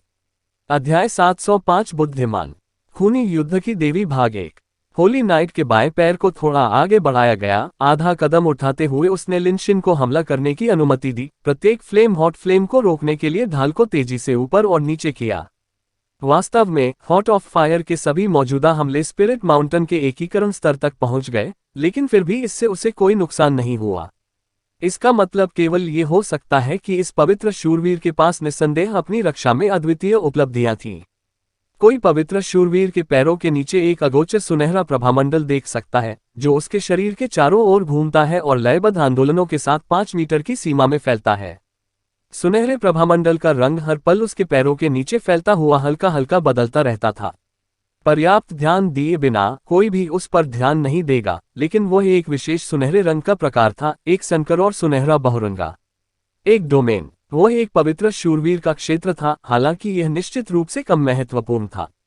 भले ही इतने सारे झगड़ों के बाद कुछ लोगों को यह पता चला कि यह एक डोमेन था, लेकिन बहुत से लोगों को वास्तव में यह याद नहीं था। यदि किसी को इस पवित्र शूरवीर का सरल शब्दों में वर्णन करना हो तो ये पर्वत के समान स्थिर होगा। चाहे आप कितना भी जोरदार हमला करें, मेरी रक्षा बनी रहेगी। लिन शिन को नहीं पता था कि उसके प्रतिद्वंद्वी के डोमेन का क्या उपयोग है, लेकिन उसका अत्यधिक आक्रामक फायर हॉट उसकी ढाल को तोड़ने में पूरी तरह से असमर्थ था। उसने अन्य कोनों से भी अपना फायर हॉट अटैक करने की कोशिश की, लेकिन उस समय दूसरे पक्ष ने शील्ड वॉल का इस्तेमाल किया। लिन शिन के हमले वास्तव में देखने में आकर्षक थे। आकाश एक लक्ष्य के विरुद्ध नीली रोशनी से भर गया था, ठीक उसी तरह जैसे कोई जादुई तोप अपने लक्ष्य पर फायरिंग कर रही हो। स्पिरिट माउंटेन ने किसी की आध्यात्मिक ऊर्जा को जल्दी ही समाप्त कर दिया। लिन शिन के जादू का ये प्रदर्शन आध्यात्मिक ऊर्जा में विशेष रूप से महंगा था, लेकिन निषिद्ध मंत्र और उसके बीच अभी भी एक अंतर था। वह आमतौर पर प्रतिद्वंद्वी को आसानी से पकड़ सकता था, लेकिन ऐसी रक्षा वाले प्रतिद्वंद्वी से निपटना वास्तव में कठिन था। हालांकि लिन शिन को नहीं पता था कि उसके प्रतिद्वंद्वी की ऊर्जा कितनी जल्दी खत्म हो गई थी, इस तथ्य से कि उसने एक डोमेन का उपयोग किया था। उसकी आध्यात्मिक ऊर्जा कम से कम 200,000 इकाइयों तक पहुंच सकती थी। इस तरह की प्रतिरोध लड़ाई उसके लिए चीजों को और भी प्रतिकूल बना देगी। तो करने को क्या है? लिन शिन ने विचार किया और अचानक हमला करना बंद कर दिया। फायर हॉट के हमलों को प्राप्त किए बिना पवित्र नाइट को वास्तव में शांति महसूस हुई। दूसरी ओर नीली आग लिन शिन के शरीर को घेर रही थी, क्योंकि उसने स्पष्ट रूप से पूरी ताकत से आध्यात्मिक ऊर्जा प्राप्त कर ली थी। लड़ाई के बीच में ठीक हो रहे हैं। पवित्र शूरवीर को एक पल के लिए समझ नहीं आया कि हंसे या रोए। क्या ऐसा हो सकता है कि यह बच्चा सचमुच मानता हो कि मेरे पास जरा भी मौका नहीं है? चाहे आप कुछ भी कहें, मैं 9वें चरण का शूरवीर हूं। पवित्र शूरवीर का हाथ उठाया गया और मंत्रोच्चार के बीच में हल्का जादू उत्पन्न हुआ। लेकिन अंत में एक गार्जियन नाइट था। आक्रामक कौशल को अंजाम देने में किसी भी तरह से वह एवेंजिंग नाइट को टक्कर नहीं दे सकता था। ऐसा लग रहा था मानो मंत्रोच्चार कर रहे पवित्र शूरवीर के सामने एक ट्रायल लाइट धीरे धीरे आकार ले रही हो। लेकिन अचानक एक नीली रोशनी बिखरी हुई थी जो उसकी ढाल से टकरा रही थी, और इसके अलावा एक अन्य नीले रास्ते ने होली नाइट की पीठ पर हमला करने के लिए एक चक्कर लगाया। हालांकि होली नाइट को इन हमलों का विरोध करना समस्याग्रस्त नहीं लगा। व्यवहार में लिन शिन का स्पिरिट माउंटेन आधारित जादू वास्तव में भयानक था। उससे बचाव करना इतना आसान कैसे हो सकता है? उसने वास्तव में लिन शिन के हमलों को अपने तक पहुंचने देने की हिम्मत नहीं की। कोई विकल्प न होने पर होली नाइट केवल शील्ड वॉल का उपयोग करने के लिए ट्रायल लाइट को बाधित कर सकता था बचाव करने के लिए। इस दृश्य को देखकर लिन शिन एक फीकी मुस्कान छोड़े बिना नहीं रह सकी। उन सभी के पास अपने अपने अनुभव का क्षेत्र था और इसी तरह उनकी अपनी कमजोरियां भी थीं। इस पवित्र शूरवीर की रक्षा बिल्कुल महान थी, यहां तक कि उसके लाइट गॉड डोमेन के बिना लॉन्ग हाउचेन से भी अधिक। लेकिन उनका आक्रमण ही उनका कमजोर पक्ष था। इस ज्ञान के साथ लिन शिन ने जवाबी उपायों के बारे में सोचा। उसके पिछले आक्रमण की गति धीमी हो गई और उसका फायर हॉट हर बार केवल 1 सेकंड के अंतराल के बाद ही छोड़ा जाता था। उसका लक्ष्य बहुत सरल था, अपने प्रतिद्वंद्वी को स्पिरिट माउंटेन से बनी अपनी ढाल बनाए रखने के लिए मजबूर करना, लेकिन हमला करते समय बहुत अधिक न खाना। इस प्रकार उसकी खपत बहुत कम हो गई, और उसके विशाल अग्निपंखों के कारण उसकी आध्यात्मिक ऊर्जा पुनर्प्राप्ति उसके प्रतिद्वंद्वी की तुलना में और भी तेज हो गई। परिणामस्वरूप यह आक्रामक और रक्षात्मक लड़ाई संघर्षपूर्ण युद्ध में बदल गई। होली नाइट के डोमेन को उनके स्वयं के शोध के आधार पर माउंटेन डोमेन कहा जाता था। सौम्य स्वभाव वाली ये पवित्र शूरवीर रक्षा में विशेषज्ञता रखती थी, और परिणामस्वरूप उसने अपनी खेती को पूरी तरह से रक्षा पर केंद्रित करने का फैसला किया। वह एक दानव शिकारी हुआ करता था, लेकिन वह अपनी टीम का कप्तान नहीं था। हालांकि वह काफी ताकतवर था, लेकिन उसका चरित्र बहुत नर्म था और उसके पास ज्यादा आक्रामक साधन नहीं थे, न ही वह हमले सीखने को तैयार था। उनके मुकाबलों में उनके प्रतिद्वंद्वी उनसे बहुत कमजोर थे या अपनी आध्यात्मिक ऊर्जा पूरी तरह खत्म हो जाने के बाद हार मान चुके थे। उनका माउंटेन डोमेन अपनी खपत को कम करते हुए अपने स्पिरिट माउंटेन को मजबूत करने में अत्यधिक विशिष्ट था। उनके स्पिरिट माउंटेन से रक्षात्मक शक्ति में वृद्धि एक डोमेन तकनीक के स्तर तक पहुंचने की सीमा तक थी। नाइट टेम्पल के अंदर इस पवित्र नाइट के पास अल्टीमेट शील्ड की उपाधि थी और एक महाकाव्य स्तर की ढाल थी। पवित्र युद्ध में वो मृत्यु के दानव देवता समीनागा और दानव भालू दानव देवता वेलेफोर का सामना करते हुए कई लड़ाइयों से गुजरा था। उसकी दुर्जय रक्षात्मक शक्ति के कारण दो राक्षस देवताओं के पास उसे पकड़ने का कोई रास्ता नहीं बचा था, जिससे वह नाइट टेम्पल में एक वीर योगदानकर्ता बन गया। उनके सौम्य स्वभाव को जोड़ते हुए नाइट टेम्पल के लोगों के साथ उनके संबंध शानदार थे, जिससे उन्हें दिव्य शूरवीरों के बराबर का दर्जा मिला। अपने खिलाफ लिन शिन की बेशर्म पद्धति को देखकर होली नाइट हंसने से खुद को नहीं रोक सका। लिन शिन की साधना में वास्तव में उसे हराने की बहुत कमी थी। उसने अपने माउंट को इस डर से नहीं बुलाया कि वह लिन शिन के हमलों का सामना करने में सक्षम नहीं होगा। आखिर प्रकार स्पिरिट माउंटेन के साथ गठित इस वास्तव में गर्म हॉट ऑफ फायर में वास्तव में भयानक आक्रामक शक्ति थी। अपनी ढाल लेकर पवित्र शूरवीर ने लिन शिन पर हमला करना शुरू कर दिया। उसकी गति बहुत तेज नहीं लग रही थी, लेकिन उसका फायदा था अत्यंत स्थिर करने के लिए। जब वह आगे बढ़ा तो लिन शिन ने तुरंत प्रतिक्रिया दी और उन दोनों के बीच की दूरी बढ़ाने का प्रयास किया। लेकिन उन्हें ये देखकर आश्चर्य हुआ कि पवित्र शूरवीर ने अपना रास्ता बदलना शुरू कर दिया, क्योंकि वह लगातार लिन शिन के पास आ रहा था। देखते ही देखते उन दोनों के बीच की दूरी लगभग 100 मीटर रह गई। इस बार होली नाइट अचानक अपने रास्ते पर रुक गया। अपने सामने ढाल को एक तरफ धकेलते हुए उसने लिन शिन की ओर एक गर्म मुस्कान दिखाई। तुरंत लिन शिन पर एक सफेद चमक दिखाई दी। लिन शिन ने लगभग चिल्लाते हुए कहा, होली स्पिरिट स्टोव। उसने कभी उम्मीद नहीं की थी कि इस बूढ़े व्यक्ति के पास वास्तव में होली स्पिरिट स्टोव जैसा भयानक कार्ड होगा। पुल और पुल की दो महान क्षमताओं ने एक साथ लिन शिन पर प्रभाव डाला। पवित्र आत्मा स्टोव को स्पष्ट रूप से इस शूरवीर द्वारा उच्चतम स्तर तक प्रशिक्षित किया गया था।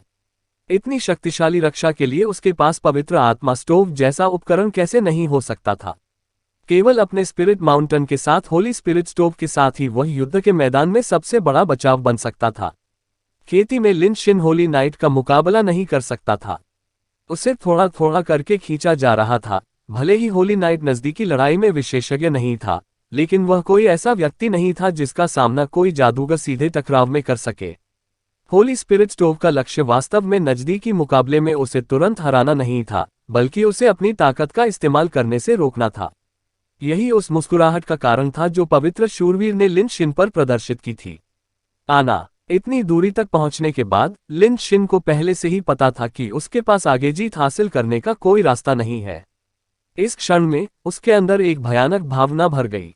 अब तक उसका मानना था कि वह खुद काफी शक्तिशाली था। उसके पास न केवल अग्नि जादूगर के रूप में उसकी महान विस्फोटक शक्ति थी, बल्कि हॉट ऑफ फायर का शक्तिशाली बढ़ावा भी था। अब उसे अंततः समझ में आ गया कि जब उसका सामना एक वास्तविक शक्ति केंद्र से हुआ, तब भी उसकी आक्रामक शक्ति पर्याप्त नहीं थी। जब तक वह अपने दम पर एक डोमेन का उपयोग करने में सक्षम होने के स्तर तक प्रशिक्षित नहीं हो जाता, उसके पास जादू के क्षेत्र में लगाने के लिए बहुत अधिक प्रयास थे। लगातार हवा में खींचे जाने के बीच लिन शिन अचानक रुक गई। उसके सीने से फीनिक्स की एक जोरदार चीख गूंज उठी और तुरंत लिन शिन का शरीर गायब हो गया। उसके विशाल नीले आध्यात्मिक पंखों की जोड़ी एक बार फिर लंबी हो गई और पलक झपकते ही उसने एक विशाल नीला फीनिक्स बनाया जो सीधे पवित्र शूरवीर की ओर बढ़ रहा था। पवित्र शूरवीर कांप उठा। उसे आश्चर्य हुआ कि गर्मी न केवल बाहरी थी, बल्कि उसके हृदय में भी बढ़ रही थी। कितनी शक्तिशाली आग है, सोचने के लिए बहुत देर हो चुकी थी। उसने अपनी माउंटेन मास्टरी का भरपूर उपयोग किया, ढाल की दीवार के साथ साथ एक दैवीय बाधा डालने और झुकने का काम किया। ऐसा लगता है कि ब्लू फायर फीनिक्स आने वाला था, शील्ड वॉल से टकराने वाला हूं। लेकिन अचानक वह विशाल फीनिक्स सिकुड़कर अपने आधे आकार के करीब रह गया। हॉट ऑफ फायर पूरी तरह से गायब हो गया, जिससे वह अब ऊर्जा से बने शरीर के रूप में नहीं, बल्कि एक सच्चे शरीर के रूप में देखने लगा। टकराना। जैसे ही ब्लू फायर फीनिक्स अंततः शील्ड वॉल से टकराया, एक भयानक दृश्य उत्पन्न हुआ। टकराव के तुरंत बाद होली नाइट की ढाल पूरी तरह से नीली हो गई, हॉट ऑफ फायर के रंग के समान नीला। एक हिंसक दुर्घटना में होली नाइट का शरीर प्रतिक्रिया स्वरूप पीछे की ओर गिर गया और जमीन पर गिर गया। विस्फोट सिर्फ एक आवाज नहीं था, बल्कि तेजी से हुआ। धमाका धमाका धमाका, वे गरजे। प्रत्येक धमाके के साथ पवित्र नाइट शील्ड दीवार अधिक से अधिक प्रतिकर्षित होती गई। जब नौवां विस्फोट हुआ तो वह पहले से ही स्टेडियम के रक्षात्मक अवरोध का सामना करते हुए मैदान के किनारे पर पहुंच गया था। शील्ड वॉल को स्पिरिट माउंटेन से संघनित किया गया था, इसकी रक्षात्मक शक्ति माउंटेन डोमेन द्वारा और भी अधिक मजबूत हुई थी। लेकिन अगर कोई ध्यान से ध्यान दे तो वह देखेगा कि वर्तमान शील्ड दीवार तरल में बदल रही थी। वह तरल स्पष्ट रूप से आध्यात्मिक ऊर्जा थी, और वह नीला भी था। कोई भी स्पष्ट रूप से देख सकता है कि डोमेन प्रवर्धित शील्ड वॉल अप्रत्याशित रूप से मंद और मंद होती जा रही थी, थोड़ी पारदर्शी थी, और यहां तक कि होली नाइट के सिलहूट को भी देखने दे रही थी। अध्याय 706 बुद्धिमान खूनी युद्ध की देवी भाग 2। एक डोमेन रखने वाली शक्ति के साथ इस हद तक प्रतिस्पर्धा करने में कामयाब रही कि उन्होंने अपने स्वयं के हमलों का इस्तेमाल किया। ये लिन शिन के लिए गर्व करने के लिए पहले से ही पर्याप्त था। इस blue fire phoenix spirit stove की आक्रामक शक्ति वास्तव में आश्चर्यजनक चीज थी। नीली रोशनी फीकी पड़ गई और एक ब्लू फायर फीनिक्स उड़ता हुआ आया। वह स्पष्ट रूप से काफी कमजोर हो गया था और उसके शरीर पर लगी नीली आग में पारदर्शिता आ गई थी, जो किसी भी क्षण बुझने के करीब लग रही थी। लेकिन ठीक इसी क्षण उस नीले फीनिक्स ने अपना मुंह खोला और जोरदार फीनिक्स चिल्लाया। उसके शरीर से 3 नीली रेखाएं खींची गईं, जो शील्ड दीवार में अपना रास्ता बना रही थीं। शील्ड दीवार से टकराने वाले पहले शिखर के कारण दीवार पर कई लहरें दिखाई देने लगीं, जिससे यह अधिक पारदर्शी दिखाई देने लगी। लेकिन नीला मार्लिन भी बिना किसी निशान के गायब हो गया। इसके बाद दूसरा मार्लिन शील्ड वॉल की सीमाओं को तोड़ता हुआ अंदर घुस गया। एक छोटा सा छेद दिखाई दिया, लेकिन जैसे ही वह दिखाई दिया, वह दूसरी सुई टुकड़े टुकड़े हो गई। हालांकि तीसरा शिखर तेजी से पीछे आया और तुरंत शील्ड दीवार के बीच में गायब हो गया। दहाड़ मारते हुए पवित्र शूरवीर एक ओर चला गया और शील्ड दीवार फिर बंद हो गई। नीली रोशनी की चमक के साथ लिन शिन अचानक जमीन पर गिर पड़ी, लगभग एक पैर पर बैठी हुई। अपने बाकी हाथ को सहारा देने के लिए अपना बायां हाथ जमीन पर रखे उसका शरीर, उसके गहरे हरे बाल अस्त व्यस्त दिख रहे थे और उसका शरीर थोड़ा कांप रहा था। उसकी शक्ल केवल कागज की शीट की तरह पीली थी। चूंकि वह साधना के 9वें चरण पर पहुंच गया था, ये पहली बार था जब वह ब्लू फायर फीनिक्स को इस स्तर पर लाया था। अंतिम 3 ब्लू बोल्ट निस्संदेह उसके ट्रैप कार्ड थे। अपने स्वयं के फायर हॉट के हमले के साथ एक अंधेरी आग को मिलाकर उसने एक शक्तिशाली भेदी शक्ति प्राप्त की। Blue fire phoenix spirit stove द्वारा शील्ड वॉल में डाली गई स्पिरिट माउंटेन को काफी हद तक भस्म करने के बाद ये फिनिशर मूव ये निर्धारित करने में महत्वपूर्ण बिंदु होगा कि वह जीत हासिल करेगा या नहीं। चूंकि संघर्ष की लड़ाई अब संभव नहीं थी, इसलिए वह केवल अपने सबसे मजबूत हमले से जीतने का लक्ष्य रख सकता था। अंतिम परिणाम चाहे जो भी हो, कम से कम लिन शिन ने अपनी अधिकांश क्षमता का प्रदर्शन किया होगा। होली नाइट का चेहरा लिन शिन से बेहतर नहीं लग रहा था। उसके दाहिने स्तन पर नीली और हरी लपटें उठ रही थीं और उसका बायां हाथ उसके दाहिने स्तन को सुनहरी चमक से ढकने के लिए इस्तेमाल किया जा रहा था। लेकिन वे हरी और नीली लपटें बेहद दृढ़ता से जल रही थीं। ऐसा लग रहा था जैसे कि नाइट की उंगलियों के अंतराल से रिस रहा हो, जिससे नाइट का चेहरा बहुत दर्द भरा दिख रहा हो। लिन शिन जोर जोर से सांसें ले रहा था, केवल पवित्र शूरवीर के चेहरे की ओर देखने में ही कामयाब हो रहा था। बेशक वह जानता था कि इन मिश्रित लपटों से बनी उसकी रक्षात्मक चाल कितनी शक्तिशाली थी। उन्हें खत्म करना इतना आसान नहीं होगा, और अगर नाइट अंततः सफल भी हो गया तो इससे उसकी आध्यात्मिक ऊर्जा खत्म होने की कगार पर आ जाएगी, जिससे उसे टूर्नामेंट में बने रहने का कोई मौका नहीं मिलेगा। मैं हार मानता हूँ। नवयुवक, कृपया अपनी जादुई क्षमता हटा दें। पवित्र शूरवीर ने दुख भरी दृष्टि से घोषणा की। हार मान लेना। लिन शिन तुरंत मुस्कुरा उठी। हालांकि ब्लू फायर फीनिक्स स्टोव के पीछे हटने से उन्हें बहुत दर्द हुआ, लेकिन उन्हें उस लड़ाई से विजयी होने की उम्मीद नहीं थी और उस समय वह अच्छी स्थिति में होंगे। अपने दाहिने हाथ की एक लहर के साथ उसका फायर क्लाउड स्टाफ प्रकट हुआ। उसने पवित्र नाइट के पास जाने के लिए स्टाफ का उपयोग किया। बूढ़े आदमी की छाती में अपना दाहिना हाथ दबाकर उसने नरकंकाल की सुइयों के साथ साथ आग की लपटों को भी सोख लिया। अवशोषण प्रक्रिया के दौरान लिन शिन थोड़ा आश्चर्यचकित हुआ, क्योंकि उसने पाया कि होली नाइट को प्राप्त वास्तविक क्षति उतनी बड़ी नहीं थी जितनी उसने उम्मीद की थी। उसकी छाती पर एक जला हुआ क्षेत्र था, लेकिन सच तो यह है कि हेलफायर नीडल्स की शक्ति ने कभी भी उसके शरीर में प्रवेश नहीं किया होगा। विश्राम क्षेत्र में लौटने से पहले पवित्र शूरवीर ने उस पर अपनी आंखें झपकाईं। लिन शिन तुरंत समझ गए कि समकक्ष अभिनय कर रहा था। यहां तक कि अपने माउंटेन डोमेन के आवेग के तहत उसने हेलफायर नीडल के आखिरी हमले को स्पष्ट रूप से अवरुद्ध कर दिया था, फिर भी स्वेच्छा से खुलासा किया इसे सहन करने में असमर्थ होने के कारण उसे यह जीत प्रदान की गई।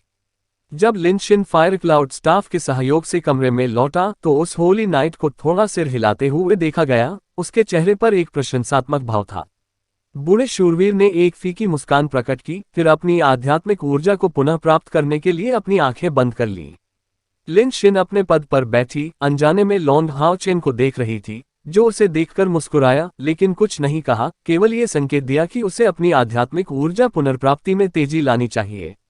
इस जीत के बाद अभी और मैच आने बाकी थे, लेकिन बहुत स्पष्ट रूप से भले ही Lin Shin blue fire phoenix spirit stove के दुष्प्रभाव को सहन कर सकती थी, उसे ये भी डर था कि वह निम्नलिखित मैचों में इसका उपयोग जारी रखने में असमर्थ होगी। इस व्यक्तिगत प्रतियोगिता में होप की किस्मत की मंद चमक वास्तव में कम थी, लेकिन उन्होंने गुप्त रूप से नाइट टेम्पल का समर्थन प्राप्त कर लिया था। इस प्रभाव से उन्हें लॉन्ग हाओचेन और यांग हाओयू के बीच मैच में सबसे अधिक फायदा हुआ था। सबसे शक्तिशाली शूरवीर और सबसे महान अंधेरे के समर्थन ने प्रतियोगिता के अंतिम चरण में उसका मार्ग प्रशस्त किया। यदि यांग हाओयू वास्तव में उनके मैच में सामने आए होते तो लॉन्ग हाओ चेन निस्संदेह हार गए होते और डिम ग्लो ऑफ होप के कप्तान के रूप में उनका निष्कासन पूरे डिम ग्लो ऑफ होप के लिए एक गंभीर झटका होगा। लेकिन यांग हाओयू ने उसे जीतने दिया, न केवल उसे डोमेन के कई पहलुओं की समझ दी बल्कि उसकी प्रतिष्ठा भी बढ़ाई। प्रतियोगिता अब 5वें दौर में पहुंच रही थी, केवल 20 दावेदार बचे थे। कोई कह सकता है कि आखिरी match dim glow of hope team की अंतिम रैंकिंग निर्धारित करेंगे।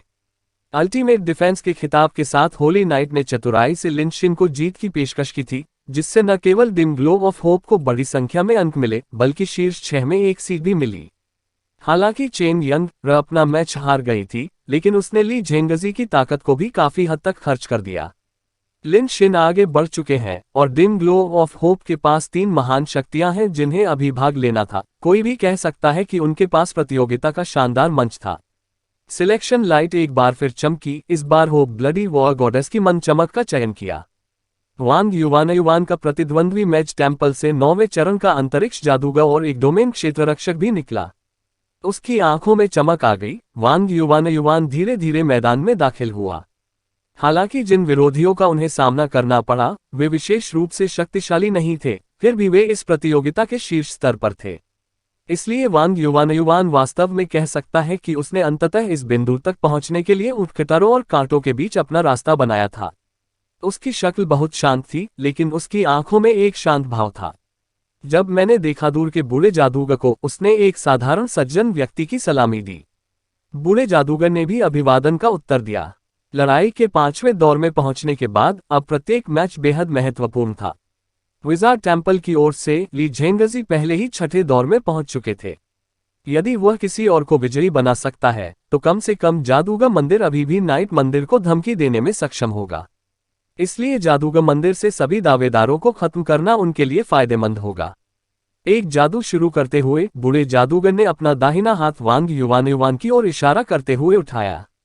इस बीच हवा थोड़ी मुड़ गई, क्योंकि पुराने जादूगर की आकृति बिना किसी आधार के गायब हो गई। उन्होंने वास्तव में वांग युवान को जरा भी कम नहीं आंका।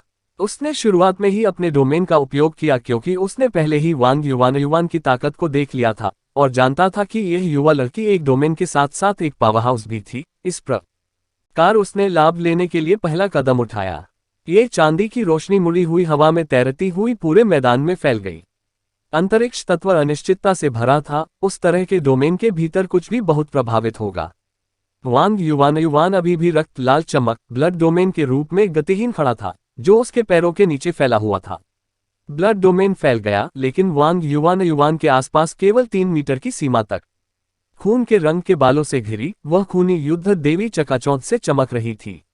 बूढ़ा जादूगर धीमी आवाज में मंत्रोच्चार करता रहा, लेकिन उसके निरंतर अपवर्तित क्षेत्र से गुजरने के बाद उसकी आवाज सभी दिशाओं से गूंजती हुई प्रतीत हुई। वांग युवान के पास अपना असली स्थान बताने का कोई तरीका नहीं था। स्थानिक क्षेत्र में परिवर्तन दिखना शुरू हो गया और कुछ चांदी की रोशनी अंदर उठने लगी, जबकि कुछ दरारें तुरंत दिखाई देने लगीं। वे दरारें लालची मुंह की तरह लग रही थीं, जो किसी भी क्षण वांग युवान के शरीर को निगलने के लिए तैयार थीं। दरारें अधिक से अधिक बढ़ने लगीं और पूरे स्टेडियम में जगह इस भयानक अंतरिक्ष बल द्वारा छेदी गई, जो संभवतः किसी भी क्षण तितर बितर होने में सक्षम थी। जो देखा गया उससे ऐसा लग रहा था कि वांग युवान को पूरी तरह से एक बड़ी स्थिति में मजबूर किया गया था। लेकिन जो बात किसी को समझ नहीं आई वह ये थी कि उसे अपना ब्लड डोमेन जारी करने के अलावा अभी भी एक कदम उठाना था। अपने दृष्टि क्षेत्र के बाहर ब्लड डोमेन में छिपी वांग युवान की आंखों की जोड़ी पिछले ब्लड डोमेन के लाल रंग से एक अलग रंग छोड़ रही थी। ये स्थानिक विशेषता का एक विशिष्ट चांदी का रंग था। मंदिरों की महान सभा की व्यक्तिगत प्रतियोगिता में उनकी सबसे खास विशेषता उनका विशिष्ट रक्त डोमेन था, लेकिन यह मत भूलिए कि वह स्थानिक विशेषता का उपयोग करने वाली एक योद्धा भी है। आध्यात्मिक ऊर्जा का हल्का उतार चढ़ाव एक चमक के रूप में हवा में प्रसारित हुआ। लॉन्ग हाओचेन की आंखों में चमक आ गई जब उसने उत्साह से मैदान की ओर देखा। उन्होंने इस कारण का अनुमान लगा लिया था कि वांग युवान ने अभी तक शुरुआत से ही कोई कदम क्यों नहीं उठाया है। मैं बस एक हिट से जीत का लक्ष्य रखना चाहता था। सफलता का अंत उसकी जीत के साथ होगा या फिर यह उसकी हार के साथ समाप्त होगा।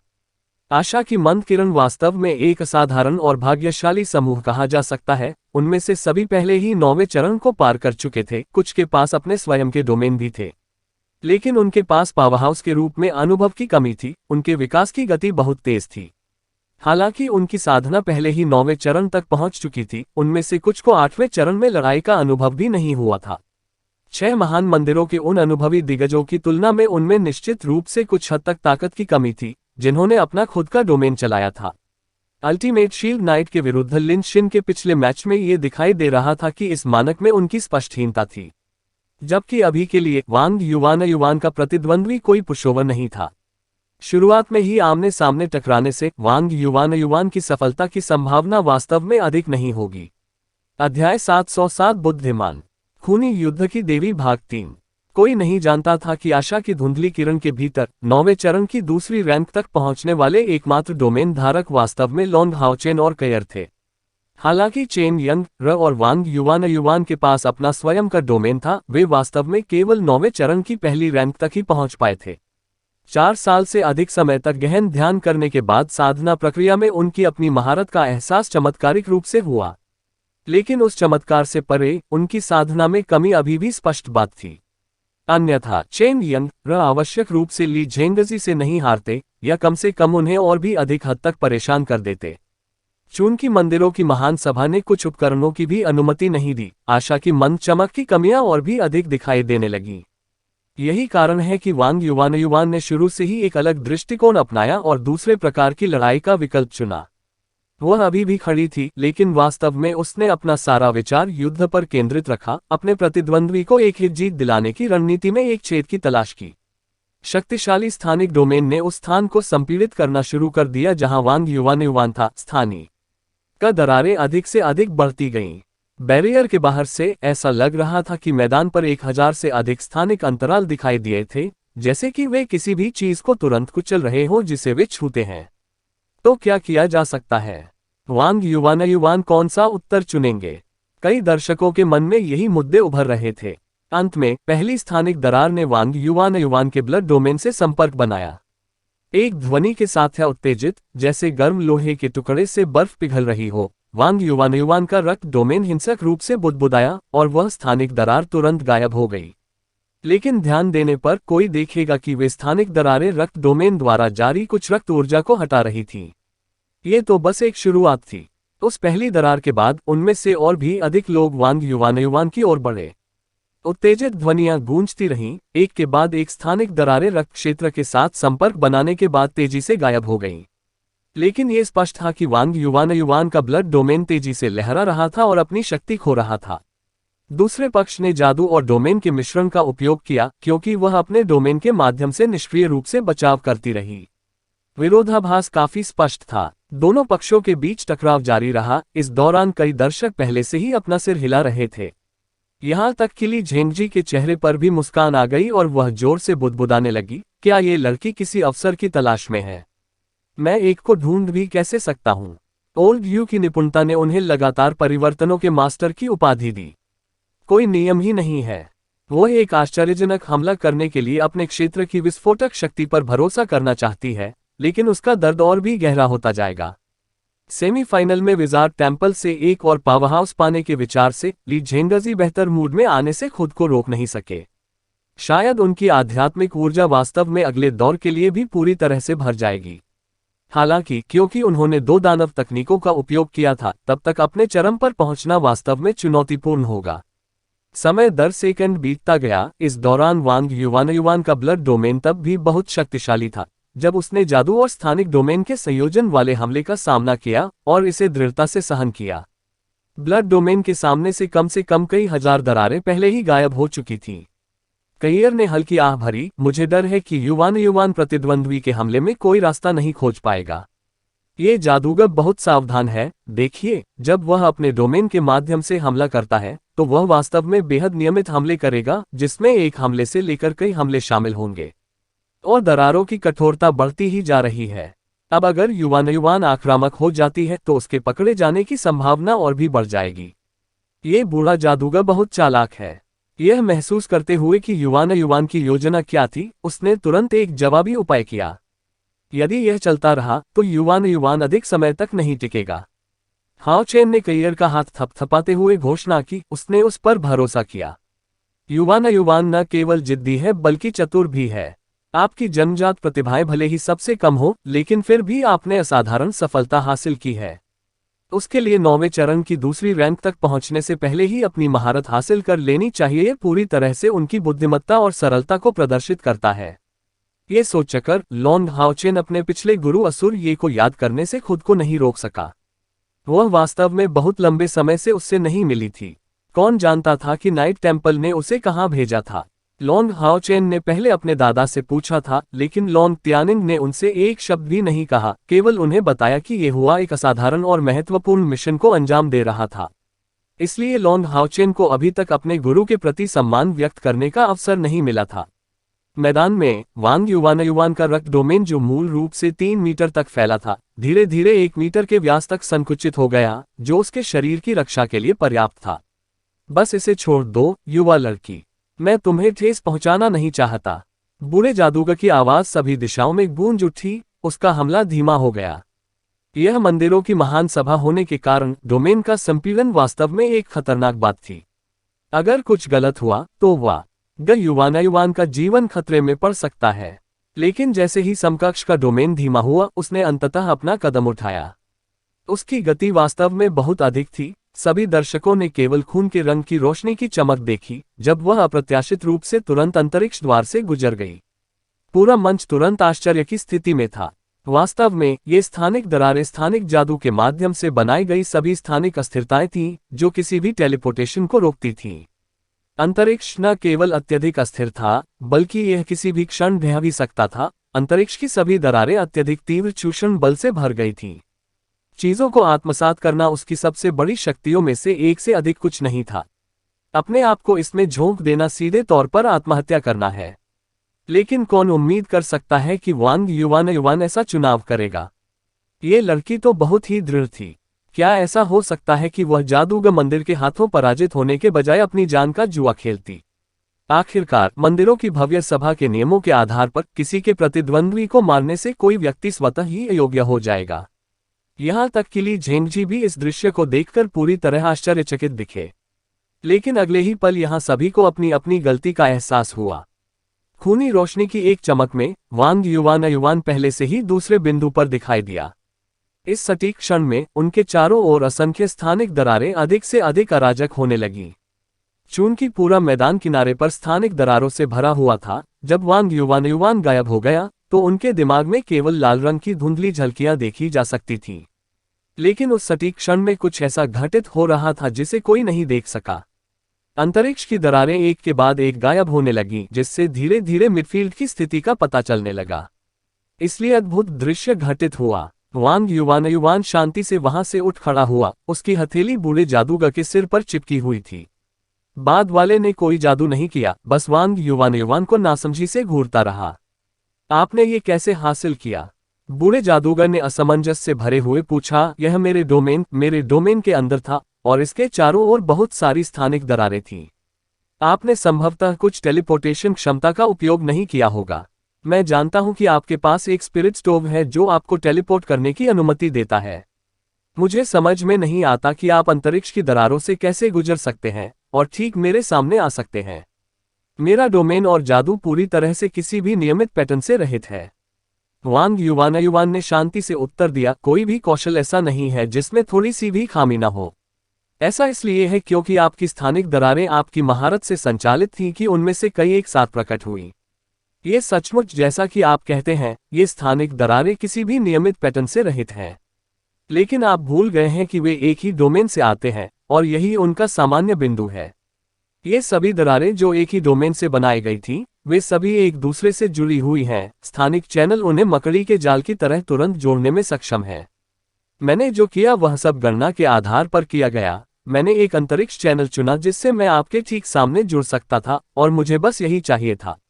वांग युवान ने कहा था कि मानो ये बहुत सरल हो, लेकिन बूढ़ा जादूगर बहुत चकित था। ये कैसे संभव हो सका? इसके लिए भारी मात्रा में ऊर्जा की आवश्यकता होगी। सबसे बढ़कर बस थोड़ी सी गलती से आप अंतरिक्ष तरंगों के बीच में ही टुकड़े टुकड़े हो जाएंगे या अनंत अंतरिक्ष में ले जाए जाएंगे। नहीं, मेरे साथ ऐसा नहीं हो सकता। ठीक है, जैसा आपने कहा कि मेरे स्पिरिट स्टोव का उपयोग आपके डोमेन में नहीं किया जा सकता, लेकिन मैं अपने डोमेन की सुरक्षा का उपयोग करके एक निश्चित बिंदु पर अपनी सुरक्षा कर सकता हूं। यही कारण है कि मैं जानबूझकर इतने लंबे समय तक बिना हिले डुले रहा। अन्यथा अपनी पीठ को बाहरी रक्षात्मक बाधा के सामने रखकर मैं और भी अधिक समय तक टिक पाता। लेकिन मैं अपने स्पिरिट स्टोव की स्थिति को बनाए रखने के लिए नहीं हिला। इस तरह भले ही मैं आपकी स्थानिक दरारों से गुजरने में असमर्थ हो जाऊं, मैं स्पिरिट स्टोव से अपना कनेक्शन सक्रिय करने में सक्षम हो जाऊंगा और अपने डोमेन की सुरक्षा के साथ पिछले बिंदु पर वापस लौटूंगा। क्या ऐसा हो सकता है कि आपने इस बात पर ध्यान नहीं दिया कि जब मैं टेलीपोर्टिंग कर रहा था तो दूसरी तरफ खून की धुंध कुछ देर के लिए रुकी हुई थी? तुम्हें ऐसा क्यों लगता है कि मैं तभी गायब हो गया जब मैं तुम्हारे करीब आया? यह केवल 1 सेकंड तक ही चला, लेकिन यह इसे निर्णायक बनाने के लिए पर्याप्त था। इसलिए यदि मैं गलत अनुमान भी लगाऊं तो भी इसका अंत विफलता में ही होगा। मृत्यु की कोई संभावना नहीं होगी। बूढ़े जादूगर ने वांग युवान को देखा, पूरी तरह से खाली और लंबे समय तक स्तब्ध रहा।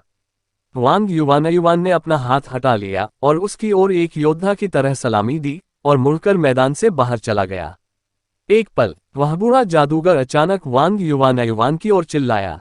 वांग युवान ने अपना सिर उसकी ओर घुमाया। क्या कोई और समस्या है? बूढ़े जादूगर ने गंभीरता से घोषणा की, मैं हार गया हूं और मुझे अपनी हार का पूरा यकीन है। हो सकता है कि आपने अपनी बुद्धिमत्ता से जीत हासिल कर ली हो, लेकिन इस दुनिया में ऐसी बुद्धिमत्ता और स्थिरता वाले सक्षम लोग बहुत कम हैं। योद्धा के मंदिर के भविष्य में आपका सम्मान होना तय है। ऐसा कहते हुए बूढ़े जादूगर ने अपने चेहरे पर मुस्कान के साथ मुड़ने से पहले गंभीरता से वांग युवान की ओर झुकाया। जब वह स्टेडियम से बाहर निकली तो सबसे पहली चीज जिसने उसका स्वागत किया वह चेन यंग का गर्मजोशी से भरा आलिंगन था। तुम जीत गए, तुम जीत गए। युवान, तुम सचमुच अद्भुत हो। चेन यंग ने उत्साहपूर्वक वांग युवान को गले लगा लिया, जो स्पष्ट रूप से हिल रही थी। उसने अपनी आंखें आलिंगन में बंद कर ली और कमजोर आवाज में बुदबुदाया, मुझे हिलने में मदद करो। इस लड़ाई की प्रक्रिया वास्तव में सरल लग रही थी, लेकिन केवल वांग युवान और पुराने जादूगर को पता था कि लड़ाई का उस पर कितना दबाव था। उस पर भारी दबाव की प्रक्रिया के बारे में क्या? ऐसे दबाव में उन्हें अपने लक्ष्य के करीब पहुंचने के लिए लगातार गणनाएं करनी पड़ी। हालांकि स्थानिक दरार से गुजरने से पहले उनके स्पिरिट स्टोव की स्थिति तय की गई थी, फिर भी ये किसी भी तरह से उनके जीवन को खतरे में डालने से रहित नहीं था। चूंकि वह अपनी सुरक्षा पर ध्यान देते हुए दुश्मन को हराना और जीत हासिल करना चाहता था, इन सभी कारकों का एक साथ मतलब बहुत अधिक बोझ था। तो 6 लड़ाइयों में से 3 के अलावा डिम ग्लो ऑफ होप ने पहले ही 2 जीत हासिल कर ली थी और शीर्ष 6 में 2 सीटों पर कब्जा कर लिया था। अध्याय 708 खिले हुए कमल के फूल की आत्मा की शुद्धि भाग 1। चयन की सुनहरी रोशनी एक बार फिर उठी और कैयर को एक बार फिर से घेर लिया। इस बार उनका प्रतिद्वंद्वी स्पिरिट टेम्पल से था। 5वें राउंड की चौथी लड़ाई शुरू हुई। कैयर को जिस सम्मनकर्ता का सामना करना पड़ा वह एक उच्च बुजुर्ग था। वे सभी जो 5वें दौर में पहुंचे वे वर्तमान युग के पावरहाउस थे। पिछली लड़ाइयों में इस सम्मनकर्ता की ताकत का प्रदर्शन होप की मनचमक के सभी लोगों द्वारा स्पष्ट रूप से देखा गया था। उनकी सबसे मजबूत खासियत उनका अनुबंधित जानवर एक ड्रैगन एक असली जानवर था। ये समनकर्ता पूरे स्पिरिट टेम्पल में एकमात्र ड्रैगन समनकर्ता था। जब वह इस ड्रैगन समनर के सामने खड़ा हुआ तो कैयर पर दबाव वास्तव में बहुत अधिक था क्योंकि उसे किसी भी प्रकार के उपकरण का उपयोग करने की अनुमति नहीं थी। हालांकि इस सम्मानकर्ता को अभी तक डोमेन असर क्षेत्र में प्रवेश नहीं करना था, उसका विशाल ड्रैगन पहले से ही एक डोमेन असर पावरहाउस था। जैसे ही स्टेडियम में एक विशाल नीला ड्रैगन दिखाई दिया, ड्रैगन के रोने की आवाज आने लगी। बूढ़ा ड्रैगन सम्मानकर्ता उसकी पीठ पर मजबूती से बैठा था। उसे हराने के लिए सबसे पहले उसके विशाल ड्रैगन को हराना होगा। ड्रैगन को बुलाने वाले ने एक हाथ से ड्रैगन के सींग को पकड़ लिया और कैयर की ओर दिखाया प्रतिद्वंद्वी। यह विशाल नीला ड्रैगन पानी की विशेषता वाला था, जिसकी लंबाई 50 मीटर थी। मैदान के भीतर खड़े होने पर भी वह अभी भी एक विशाल राक्षस था। कैयर का शरीर चमक उठा, उसके सभी निशान खेत में गायब हो गए। वह जानता था कि यह लड़ाई बेहद कठिन होगी। मृत्यु देवता की दरांती और अनंत काल की मीनार का उपयोग करने के तरीके के बिना उसकी ताकत अत्यधिक प्रतिबंधित होगी। डोमेन लेकर चलते समय इस विशाल ड्रैगन से बचाव करना वास्तव में काफी चुनौतीपूर्ण होगा। यह एक और कहानी होगी अगर वह 7 डेथ गॉड आर्ट्स का उपयोग कर सकती है, लेकिन अभी वह केवल सवार से पहले माउंट को हरा सकती है। सम्मानकर्ता की निगाहें स्थिर हो गईं और उसके विचार जल ड्रैगन से जुड़ गए। एक ड्रैगन की चीख आसमान से गूंज उठी जैसे उसके सिर के ऊपर से बर्फ का नीला छल्ला फैल गया हो। आमतौर पर कहें तो रिंग प्रकार की क्षमताएं एक सीमित सीमा को कवर करती हैं, लेकिन यह वाटर ड्रैगन रिंग असीमित लगती है, जो पूरे राज्य की बाधा को पार करती है और पूरे दर्शकों को भी कवर करती है। कैयर की अदृश्यता स्वाभाविक रूप से उन परिस्थितियों में कोई निशान नहीं छोड़ेगी। जैसे ही वह मैदान पर दिखाई दी, उसकी आकृति चमक उठी, लेकिन रिंग के उसके करीब आने से पहले ही वह अचानक एक बार फिर गायब हो गई और बिना कोई निशान छोड़े अपने रास्ते पर चली गई। अंतरिक्ष शटल, यह एक शक्तिशाली कौशल था जिसे हत्यारे एक निश्चित साधना स्तर से शुरू करके हासिल कर लेते थे। ड्रैगन को बुलाने वाले ने एक फीकी मुस्कान छोड़ी। ये पहली बार नहीं था जब उसे किसी हत्यारे का सामना करना पड़ा था और वह स्वाभाविक रूप से जानता था कि कैसे प्रतिक्रिया देनी है। जल ड्रैगन की पीठ पर पंख फैले हुए थे, इन पंखों से पानी की एक भयानक लहर उठ रही थी। ये वास्तव में एक खतरनाक स्थिति थी। पानी के एक ज्वार ने पूरे स्टेडियम पर हमला कर दिया और एक झटके में हर कोने तक पहुंच गया। इससे कोई फर्क नहीं पड़ता कि कैयर आगे कहां दिखाई देगी, उसे इस ज्वार के हमले को सहना होगा। इसके अलावा इतने बड़े पैमाने पर जल तत्व के हमले के प्रभाव में परिवर्तनों ने अंतरिक्ष को भी प्रभावित करना शुरू कर दिया। जो केंद्र के जितना करीब होता, पानी की ये लहरें उतनी ही तीव्र होती। खाली जगह में पानी के ड्रैगन के सामने चुपचाप दरारें दिखाई देने लगी और कैयर बाहर आ गया। उसके शरीर से शुद्ध प्रभामंडल बिखर गया क्योंकि शुद्ध करने वाली शक्ति एक डेथ गॉड सिकल में संघनित हो गई, जिसने पानी के ड्रैगन पर प्रहार किया। ऐसा नहीं था कि वह ड्रैगन को बुलाने वाले पर हमला नहीं करना चाहता था, सच्चाई ये थी कि ड्रैगन द्वारा छोड़ा गया जलसार बहुत भारी था। एक नीली बाधा ने लंबे समय से उसके शरीर को घेर लिया था, इसलिए यदि कैयर ने उस पर हठपूर्वक हमला करने का फैसला किया तो जवाब में जल ड्रैगन का बड़ा हमला निश्चित रूप से होगा। जल ड्रैगन की आंखें चमक उठी, उसने सांस छोड़ने के लिए अपना बड़ा मुंह खोला। इस बीच आसपास का जलसार अचानक एक विशाल बवंडर में बदल गया, जिसने कैयर के शरीर को अपनी दिशा में खींच लिया।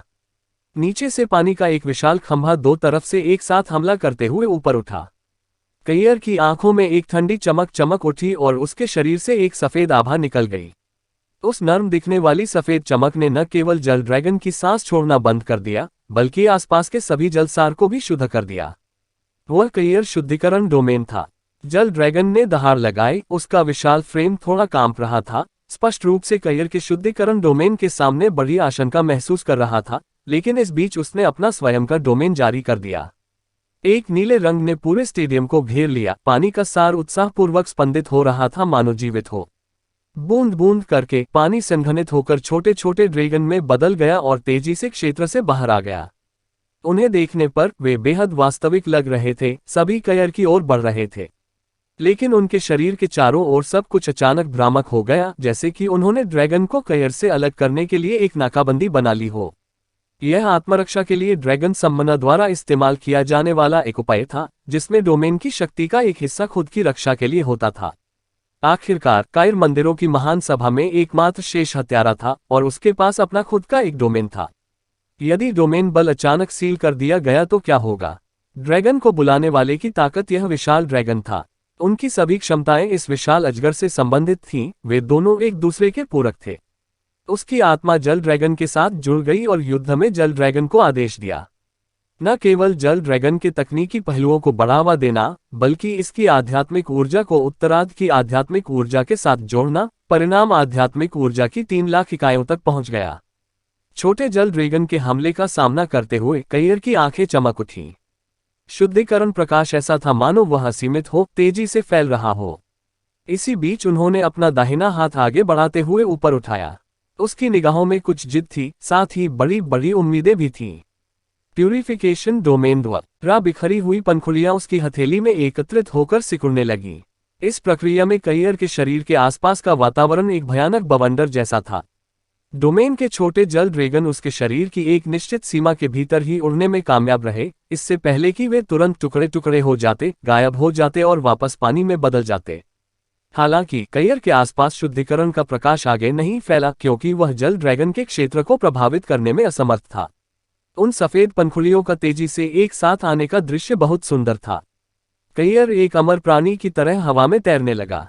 उनकी शुद्धिकरण विशेषता में बहुत बड़ी विशेषताएं थीं, अन्य तत्वों से होने वाली गड़बड़ी के प्रति प्रतिरक्षित रहना।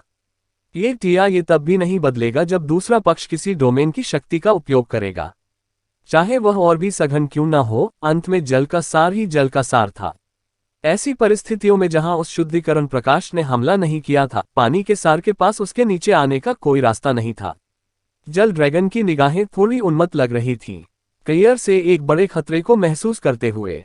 राह शुद्धिकरण प्रकाश से आगे निकलने के लिए सीधे प्रहार की आवश्यकता होगी। मौलिक सार उपयोगी नहीं था, लेकिन क्षमताओं का उपयोग किया जा सकता था। डोमेन के सभी छोटे ड्रैगन दहाड़ने लगे और तुरंत पूरा वाटर ड्रैगन डोमेन जगमगा उठा। सामूहिक प्रभुत्व का दायरा पूरे स्टेडियम की ओर फैलने लगा और एक विशाल बवंडर में बदल गया। प्रत्येक जल ड्रैगन बवंडर के माध्यम से बहने वाली रोशनी में बदल गया और सम्मनकर्ता और उसके जल ड्रैगन के साथ इस विशाल डोमेन के बीच में गायब हो गया। विस्तृत बवंडर में आकर्षण की भयानक शक्ति थी। प्रत्येक परिसंचारी प्रकाश कयर शुद्धिकरण डोमेन की ओर चार्ज होता है, जिससे एक हिंसक विस्फोट होता है। साथ ही इसकी सतह पर सफेद रोशनी में कुछ तीव्र उतार चढ़ाव होता है। बवंडर की घूमने की गति और तेज हो गई, प्रभाव का बल और भी तेज हो गया।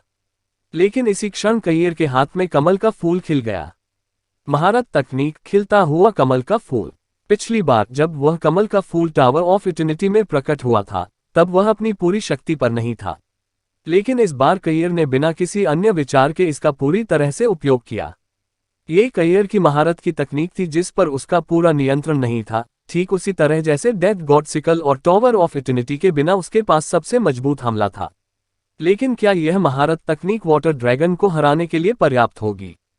खिलते हुए कमल के फूल के बाहर आने के बाद एक शुद्धिकरण बल छोड़ा गया, फिर वह धीरे धीरे कयर के सिर से ऊपर उठ गया। तुरंत कयर, जिसे मूल रूप से पानी के ड्रैगन के बवंडर में ऊपर की ओर उड़ने के लिए भेजा गया था, एक झटके में सामान्य स्थिति में लौट आया और खिलता हुआ कमल का फूल कयर के सिर के ऊपर खिलता रहा। एक सफेद घेरा अचानक फैल गया, जिससे स्टेडियम में मौजूद हर दर्शक तुरंत हैरान हो गया। यहां तक कि रक्षात्मक बाधा संरक्षण भी अप्रभावी लग रहा था। धन्यवाद। जल ड्रैगन की चीख बहुत घबराहट से भरी हुई थी। जैसे ही उसे एहसास हुआ, वह भयभीत हो गया कि खिलते हुए कमल के फूल से सफेद रोशनी की यह अंगूठी अभी अभी उसके क्षेत्र से होकर गुजरी थी और विस्तार करना जारी रखा था। रोकने में जल का सार कोई काम न आया, या फिर शायद कोई भी क्षमता उसकी बढ़त को रोक नहीं पाएगी। यहां तक कि ड्रैगन की अत्यंत शक्तिशाली आत्मशक्ति भी उसके शरीर से रिसने लगी थी। गलती नहीं, ये शुद्धिकरण बल का सबसे भयानक पहलू था क्या शुद्ध करना शरीर को नहीं, बल्कि आत्मा को था। कयर के खिलते कमल के फूल ने आत्मिक बल को पूरी तरह से हटा दिया और इसका अत्यधिक प्रभाव पड़ा। चाहे आप कितने भी ताकतवर क्यों ना हो, अगर आपकी आत्मा घायल हो गई है तो यह अपूरणीय क्षति है। पानी के ड्रैगन ने अब कयर पर हमला करने की हिम्मत नहीं की और अपनी विशाल पकड़ को सिकोड़ लिया, जिससे उसके शरीर के चारों ओर एक विशाल अवरोध बन गया। इस बीच उसके दो ड्रैगन हॉर्न उसके सिर की रक्षा करते हुए ठंडे नीले रंग में चमक रहे थे। उस सटीक क्षण में उसका सारा ध्यान अपनी आत्मा की रक्षा करने पर केंद्रित था, साथ ही उसके सिर में ड्रैगन को बुलाने वाले की भी रक्षा करने पर था। एक बार जब आध्यात्मिक ऊर्जा घनत्व एक निश्चित स्तर पर पहुंच गया तो करने के लिए और कुछ नहीं था।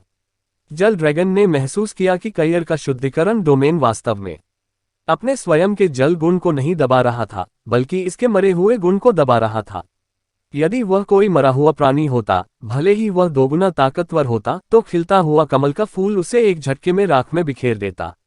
लेकिन उनकी जल गुण आत्मा में कई अंधेरे पहलू नहीं थे, इसलिए उन्हें हिंसक रूप से शुद्ध नहीं किया गया था। किसी की आत्मा को नुकसान पहुंचाना हमेशा एक बहुत खतरनाक बात होती है। उसे हर कीमत पर इससे बचाव करना था। खिलते कमल के फूल से प्रकाश की सफेद अंगूठी ने अंततः जल ड्रैगन बाधा पर हमला किया। अध्याय 709 खिले हुए कमल की आत्मा की शुद्धि भाग 2। जैसे ही दोनों पक्ष टकराए, स्टेडियम में एक अजीब सी चीख गूंज उठी। उस सटीक क्षण में उपस्थित सभी पर्यवेक्षकों ने महसूस किया कि उनके दिमाग में सफेद दृश्य चमकने से पहले उनका दिमाग चीख से भर गया था, जिसे ठीक होने में कई सेकंड लग गए। ऐसा लग रहा था कि यह भावना उनकी आत्मा से टपक रही है। ऐसा महसूस हो रहा था मानो कुछ देर बाहर झूलने के बाद वे अपने शरीर में लौट आए हों। इस तरह के अनुभव की किसी भी तरह से सराहना नहीं की गई। 6 महान मंदिरों की ये शक्तियां जिनका सामना कयर ने पहले किया था, पूर्ण आश्चर्य महसूस करने के अलावा कुछ नहीं कर सकी। वे कैसे सोच सकते थे कि कयर के पास वास्तव में ऐसे साधन थे। ये डोमेन तकनीक बहुत ही भयानक थी। रक्षात्मक बाधा के लिए इतनी तीव्र प्रतिक्रिया दिखाना, यदि वह सीधा हमला होता तो कितना भयानक होता। ड्रैगन को बुलाने वाला और जल ड्रैगन अपने अपने निष्कर्ष पर पहुंच गए। स्टेडियम के अंदर एक अजीब दृश्य हुआ। जल ड्रैगन और ड्रैगन सममना दोनों स्थिर थे, जबकि उनके सिर के ऊपर एक धुंधली आकृति दिखाई दी, जिसका आकार उनके जैसा ही था, केवल थोड़ा छोटा था। पारदर्शी, बेजान, शांत और यहां तक कि आश्चर्य से भरा हुआ। खिलते कमल के फूल के प्रभावी होने के बाद निस्संदेह उनकी आत्मा की यही स्थिति थी। जल ड्रैगन की रक्षात्मक बाधा कुछ हद तक प्रभावी हुई, लेकिन वास्तव में ये बहुत शक्तिशाली नहीं दिखी। उसका अधिकार क्षेत्र आश्चर्यजनक ढंग से बिखरता जा रहा था, रक्षात्मक बाधा के साथ साथ गति भी। हालांकि खिलते कमल के फूल का उपयोग करने के बाद कयर भी ताकत से बाहर लग रहा था। उसका शरीर हवा में लहरा रहा था, गिरने के करीब था, लेकिन उसके हाथ में एक नीली छड़ी आ गई, जिसने अंततः उसके शरीर को सहारा दिया।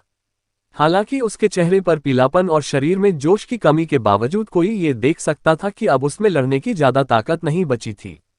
हालांकि उसकी नजर अभी भी पानी के ड्रैगन और हवा में ड्रैगन को बुलाने वाले की ओर स्थिर थी, जैसे कि कुछ होने का इंतजार कर रहा हो। निष्कासित आत्माएं धीरे धीरे वापस लौट आई। अंत में खिलते कमल के फूल द्वारा पूर्ण शुद्धिकरण नहीं किया गया। अंत में वाटर ड्रैगन और ड्रैगन समरन ने अपनी आध्यात्मिक शक्तियों को एक में मिला दिया, जिससे डोमेन के कुल रक्षात्मक प्रभाव जुड़ गए। इसलिए भले ही कयर की हड़ताल का उनकी आत्माओं पर बहुत प्रभाव पड़ा, लेकिन ऐसा होने की संभावना नहीं थी। जहां तक उन्हें तितर बितर करने की बात है, 1 दर्जन सेकंड के बाद ड्रैगन को बुलाने वाले और पानी वाले ड्रैगन की आत्माएं बेदम होकर अपने होश में लौट आईं। भले ही जल ड्रैगन बहुत शक्तिशाली था, फिर भी वह तुरंत इस हद तक कमजोर हो गया था कि वह अपने आध्यात्मिक पंखों को भी बनाए रखने में असमर्थ था। आसमान से गिरते हुए और जमीन से टकराते हुए उसने एक जोरदार गड़गड़ाहट पैदा की, क्योंकि उसके शरीर और उसके क्षेत्र के आसपास की सुरक्षा बिखर गई। उसकी आत्मा इस हद तक कमजोर हो गई थी कि वह इन ताकतों को नियंत्रित करने में पूरी तरह असमर्थ था। तो कौन जीता और कौन हारा?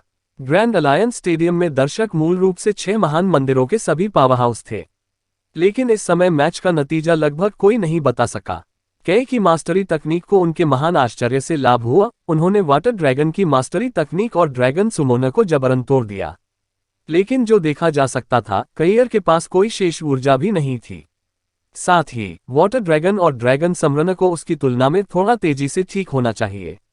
जब हर कोई संदेह से भरा हुआ था, एक सफेद आकृति अचानक बिना किसी आवाज के पानी के ड्रैगन के पीछे दिखाई दी और एक झटके में वह पानी के ड्रैगन के ऊपर थी। तेज रोशनी की एक चमक ने ड्रैगन को बुलाने वाले के गले को निशाना बनाया। यह मौसम सचमुच आदर्श था। ड्रैगन को बुलाने वाला अभी अभी अपने होश में लौटा है।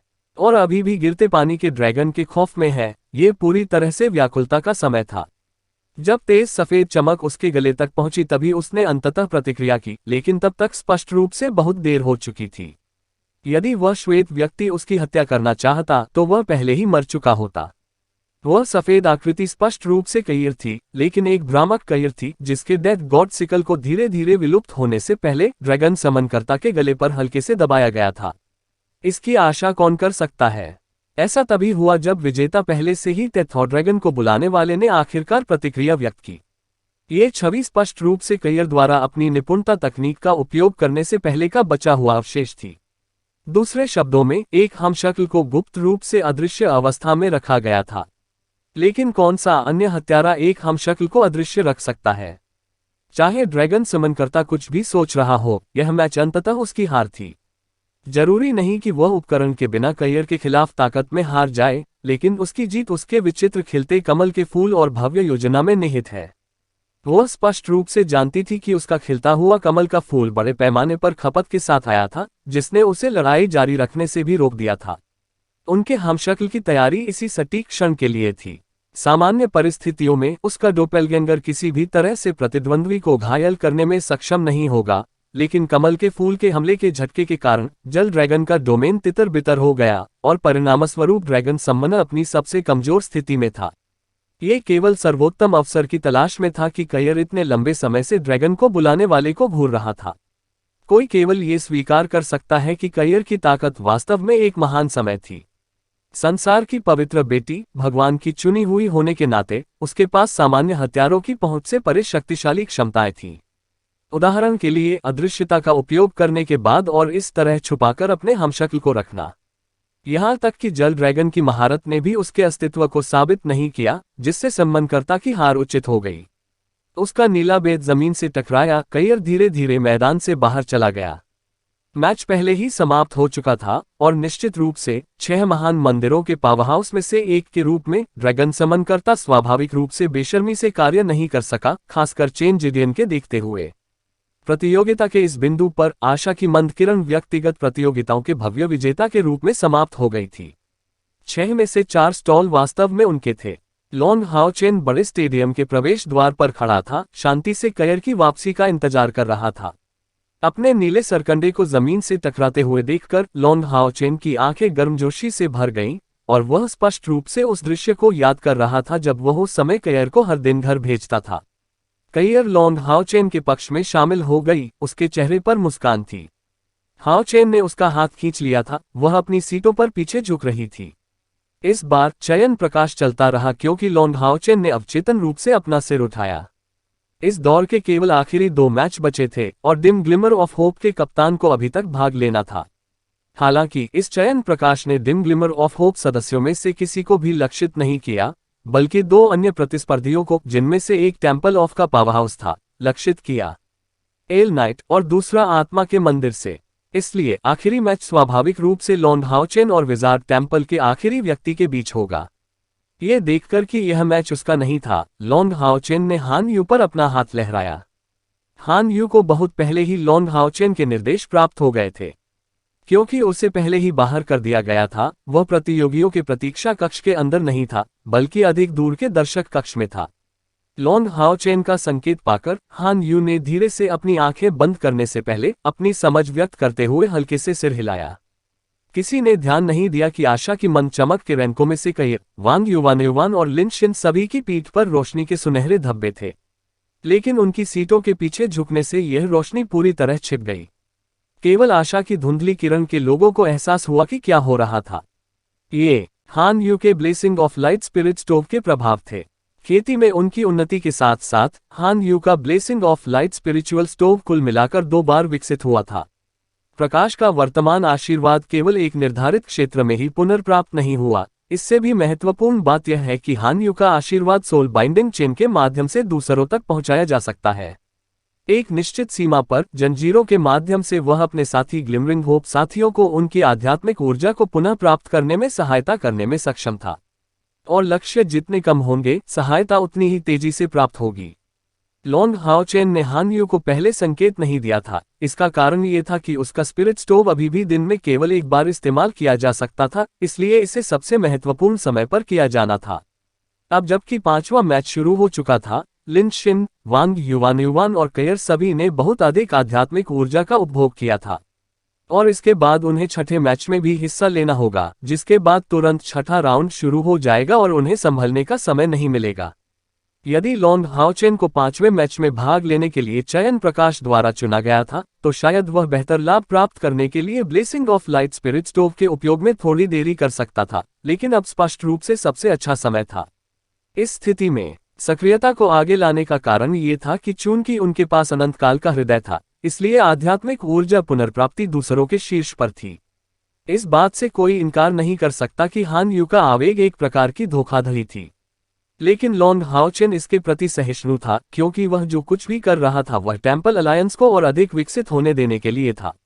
गठबंधन की यह बिखरी हुई स्थिति पहले से ही 6000 वर्षों तक चली थी और 6 महान मंदिरों में से प्रत्येक का अपना अधिकार होने के कारण यह एक गहरी जड़ें वाली प्रणाली थी। उनके एक दूसरे के साथ बहुत जटिल रिश्ते थे और इसे कहें तो अंत वास्तव में एक चुनौतीपूर्ण चीज होगी।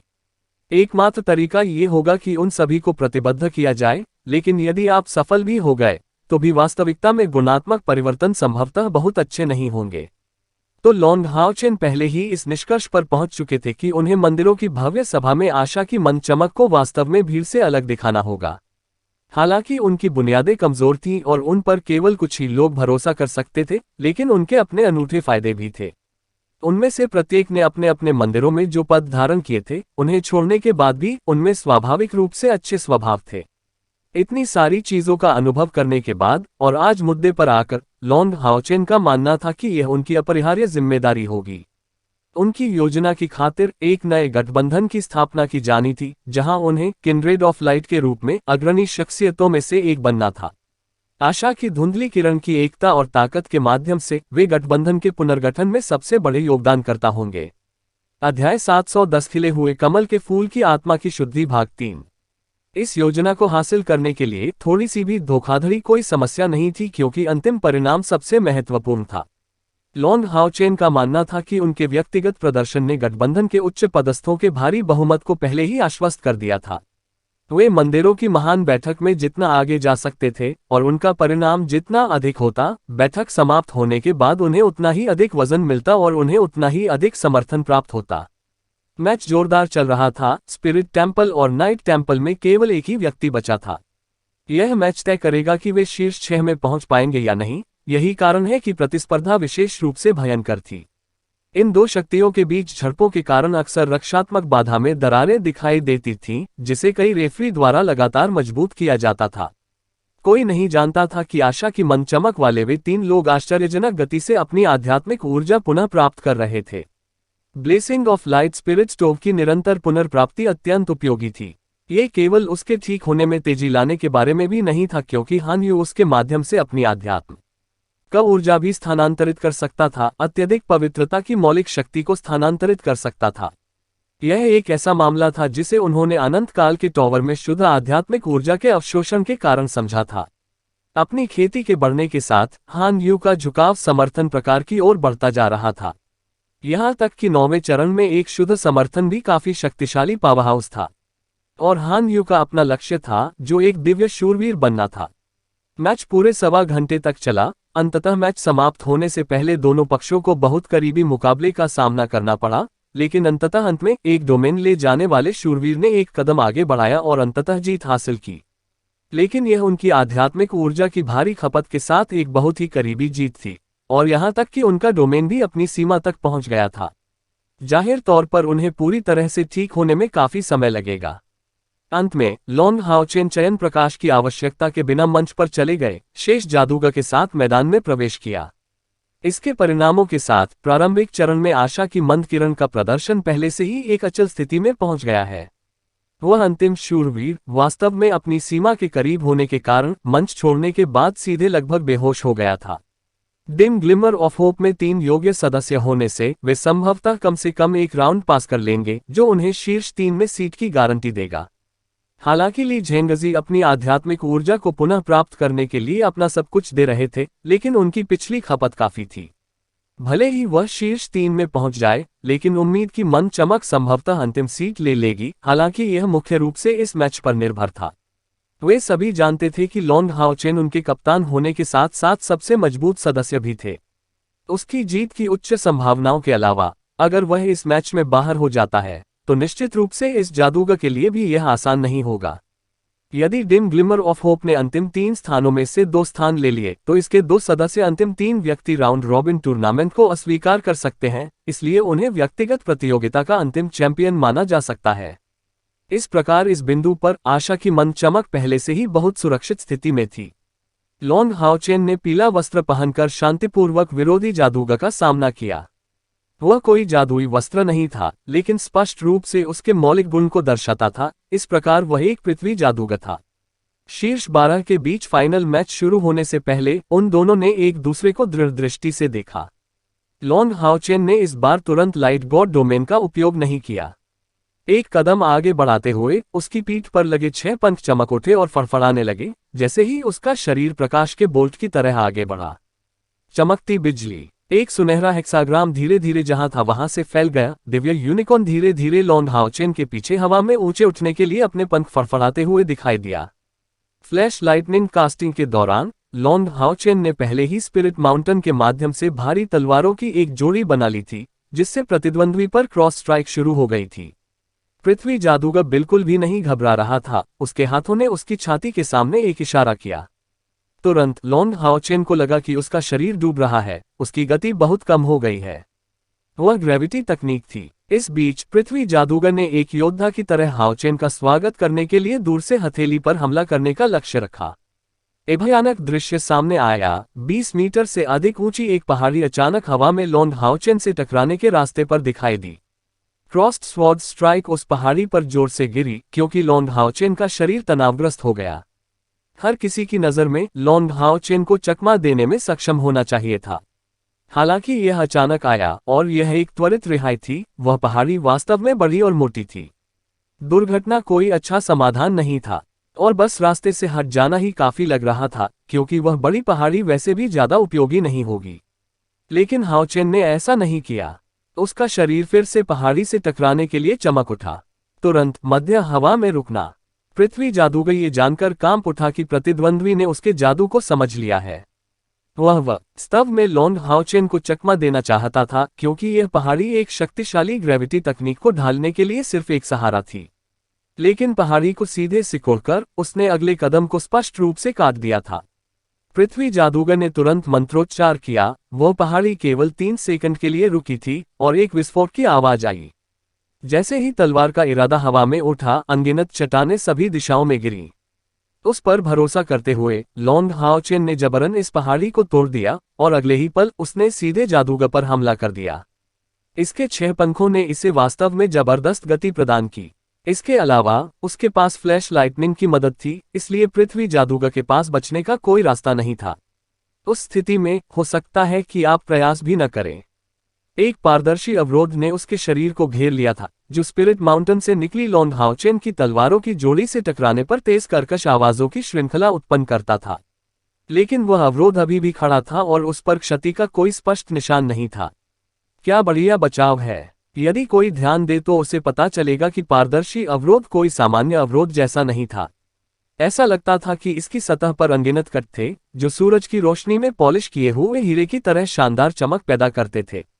10 स्टाररी डायमंड बैरियर पृथ्वी तत्व के सबसे शक्तिशाली रक्षात्मक मंत्रों में से एक है। लॉन्ग हाओ चेन को पीछे धकेल दिया गया, लेकिन वह नहीं डिगे। उसके पीछे दिव्य यूनिकॉर्न ने पहले ही उसे पकड़ लिया था और उसके सींग से एक दिव्य प्रकाश निकला, जो लॉन्ग हाओ चेन के शरीर पर चमक रहा था और उसके शरीर को बहुरंगी रोशनी से रोशन कर रहा था। लॉन्ग हाओ चेन से एक बार फिर मूसलाधार तलवार का इरादा फूट पड़ा। उसके चेहरे पर एक गंभीर अभिव्यक्ति थी। उनकी भारी तलवारें एक साथ ऊपर आ गईं और एक झटके में नीचे आ गईं। इस बार पृथ्वी के नीचे से एक पीला प्रभामंडल निकला। इस दिव्य श्रेणी के पृथ्वी जादूगर के पास वास्तव में रक्षा में महान उपलब्धियां थीं। उस पीले प्रभामंडल ने वास्तव में स्टाररी डायमंड बैरियर की सीमा को बढ़ा दिया था। क्लैंग लॉन्ग हाओ चेन को उसकी तलवार से मार गिराया गया था, और यद्यपि स्टाररी डायमंड बैरियर में दरार दिखाई दी थी, बहुत जल्दी ही अंदर के पीले प्रभामंडल द्वारा इसे बहाल कर दिया गया। क्या बढ़िया बचाव है, लॉन्ग हाओ चेन चकित रह गया। रक्षात्मक पहलू में यह पृथ्वी शूरवीर शायद नाइट टेम्पल सुप्रीम शील्ड से कमतर नहीं था। अनंत काल का हृदय तीव्रता से धड़क रहा था। इस पृथ्वी जादूगर को अभी भी मंत्रोच्चार करते हुए सुनकर लॉन्ग हाओ चेन शांत रहे और शांति से एक सुनहरा प्रभामंडल जारी किया। गॉड ऑफ लाइट डोमेन अंततः प्रकट हुआ, और केवल इतना ही नहीं बल्कि इसके प्रकट होने के ठीक बाद इसने दिव्य लाइट वाल्स डोमेन तकनीक के जारी होने से जुड़ी घटना को प्रदर्शित करना शुरू कर दिया। पृथ्वी जादूगर के चेहरे का रूप बदल गया, लेकिन उसका जादू बिना किसी बदलाव के जारी रहा। उसके पैरों के नीचे का पीला आभामंडल और भी अधिक तीव्र हो गया। उनके डोमेन को सॉलिडिफिकेशन कहा जाता था, एक साधारण सा नाम, लेकिन वास्तव में यह आपके किसी भी ग्राउंड मंत्र को अति उच्च रक्षा के साथ मजबूत करता है। जब वह छोटा था तो उसे कैरी की उपाधि से जाना जाता था, जो पूरे जादूगर मंदिर की रक्षा करने के मामले में नंबर 1 था।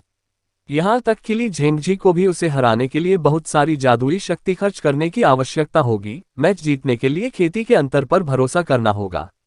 मंच पर जाने से पहले ली झेंगजी ने उन्हें सीधे निर्देश दिए थे कि स्थिति से कैसे निपटना है। इस पृथ्वी जादूगर के लिए अपने हमलों से लॉन्ग हाओ चेन को हराना वास्तव में मुश्किल होगा, इसलिए ली झेंगजी ने लॉन्ग हाओ चेन को थका देने का सुझाव दिया, जो निश्चित रूप से एक त्वरित जीत हासिल करने की कोशिश करेगा और परिणामस्वरूप अपने डोमेन की बहुत सारी शक्ति का उपयोग करेगा। इसलिए मैं ठहराव के बीच एक अवसर की तलाश में था। भले ही वह लॉन्ग हाओ चेन से हार गया, उसने निश्चित रूप से अपनी बहुत सारी आध्यात्मिक ऊर्जा समाप्त कर ली होगी, जिससे बाकी प्रतियोगिता में ली झेंगजी की संभावना बढ़ जाएगी।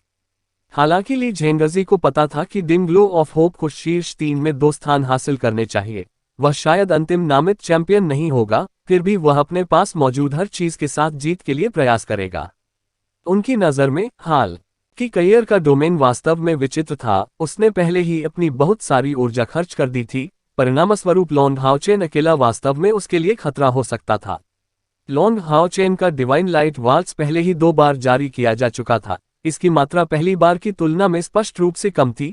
ये सबूत है कि उनकी आध्यात्मिक ऊर्जा अभी तक पूरी तरह से चार्ज नहीं हुई थी। जब डिवाइन लाइट वाल्स और स्टाररी डायमंड बैरियर पहली बार टकराए, तो तुरंत सबसे मजबूत हमले और सबसे बड़े बचाव के बीच टकराव हुआ। सभी को सुनने के लिए तुरंत एक भेदी ध्वनि निकली। वह सचमुच कोई सुखद ध्वनि नहीं थी। जादू और झटकों के बीच 2 महान तकनीकों के टकराव से अनगिनत चिंगारियां उड़ी। दिव्य प्रकाश वाल्स ने धीरे धीरे उसका रास्ता काटा, लेकिन वह आगे बढ़ गई बहुत धीरे से। हर कोई देख सकता था कि दोनों पक्षों ने अपनी आध्यात्मिक ऊर्जा तीव्रता से खर्च की थी। पृथ्वी जादूगर का जादू और तेज हो गया। जादूगर मंदिर के शीर्ष शक्तिशाली लोगों में से एक के रूप में वह ऐसे युवा व्यक्ति के सामने निष्क्रिय स्थिति लेने के लिए तैयार नहीं था। वह ऐसा व्यक्ति था जिसका स्थान जादूगर मंदिर में लिन चेन से भी काफी ऊंचा था। स्टाररी डायमंड बैरियर का तीव्र पीला प्रभामंडल धीरे धीरे धुंधला हो गया, क्योंकि एक भयानक पृथ्वी सार संपीड़ित और एकत्रित होने के बीच में था, संभवतः किसी भी क्षण फूटने वाला था। लेकिन लॉन्ग हाओ चेन ने इसे नजरअंदाज कर दिया। दिव्य यूनिकॉर्न के आवेग के साथ उनका दिव्य प्रकाश वाल्स और अधिक शक्तिशाली हो गया। स्टाररी डायमंड बैरियर के बीच में पहले से ही एक छोटा सा गैप था, और डिवाइन लाइट वाल्स ने केवल इसे पार करना जारी रखा। इस दायरे में इस पृथ्वी जादूगर के खिलाफ जीत हासिल करने में अधिकतम शायद 2 मिनट लगेंगे।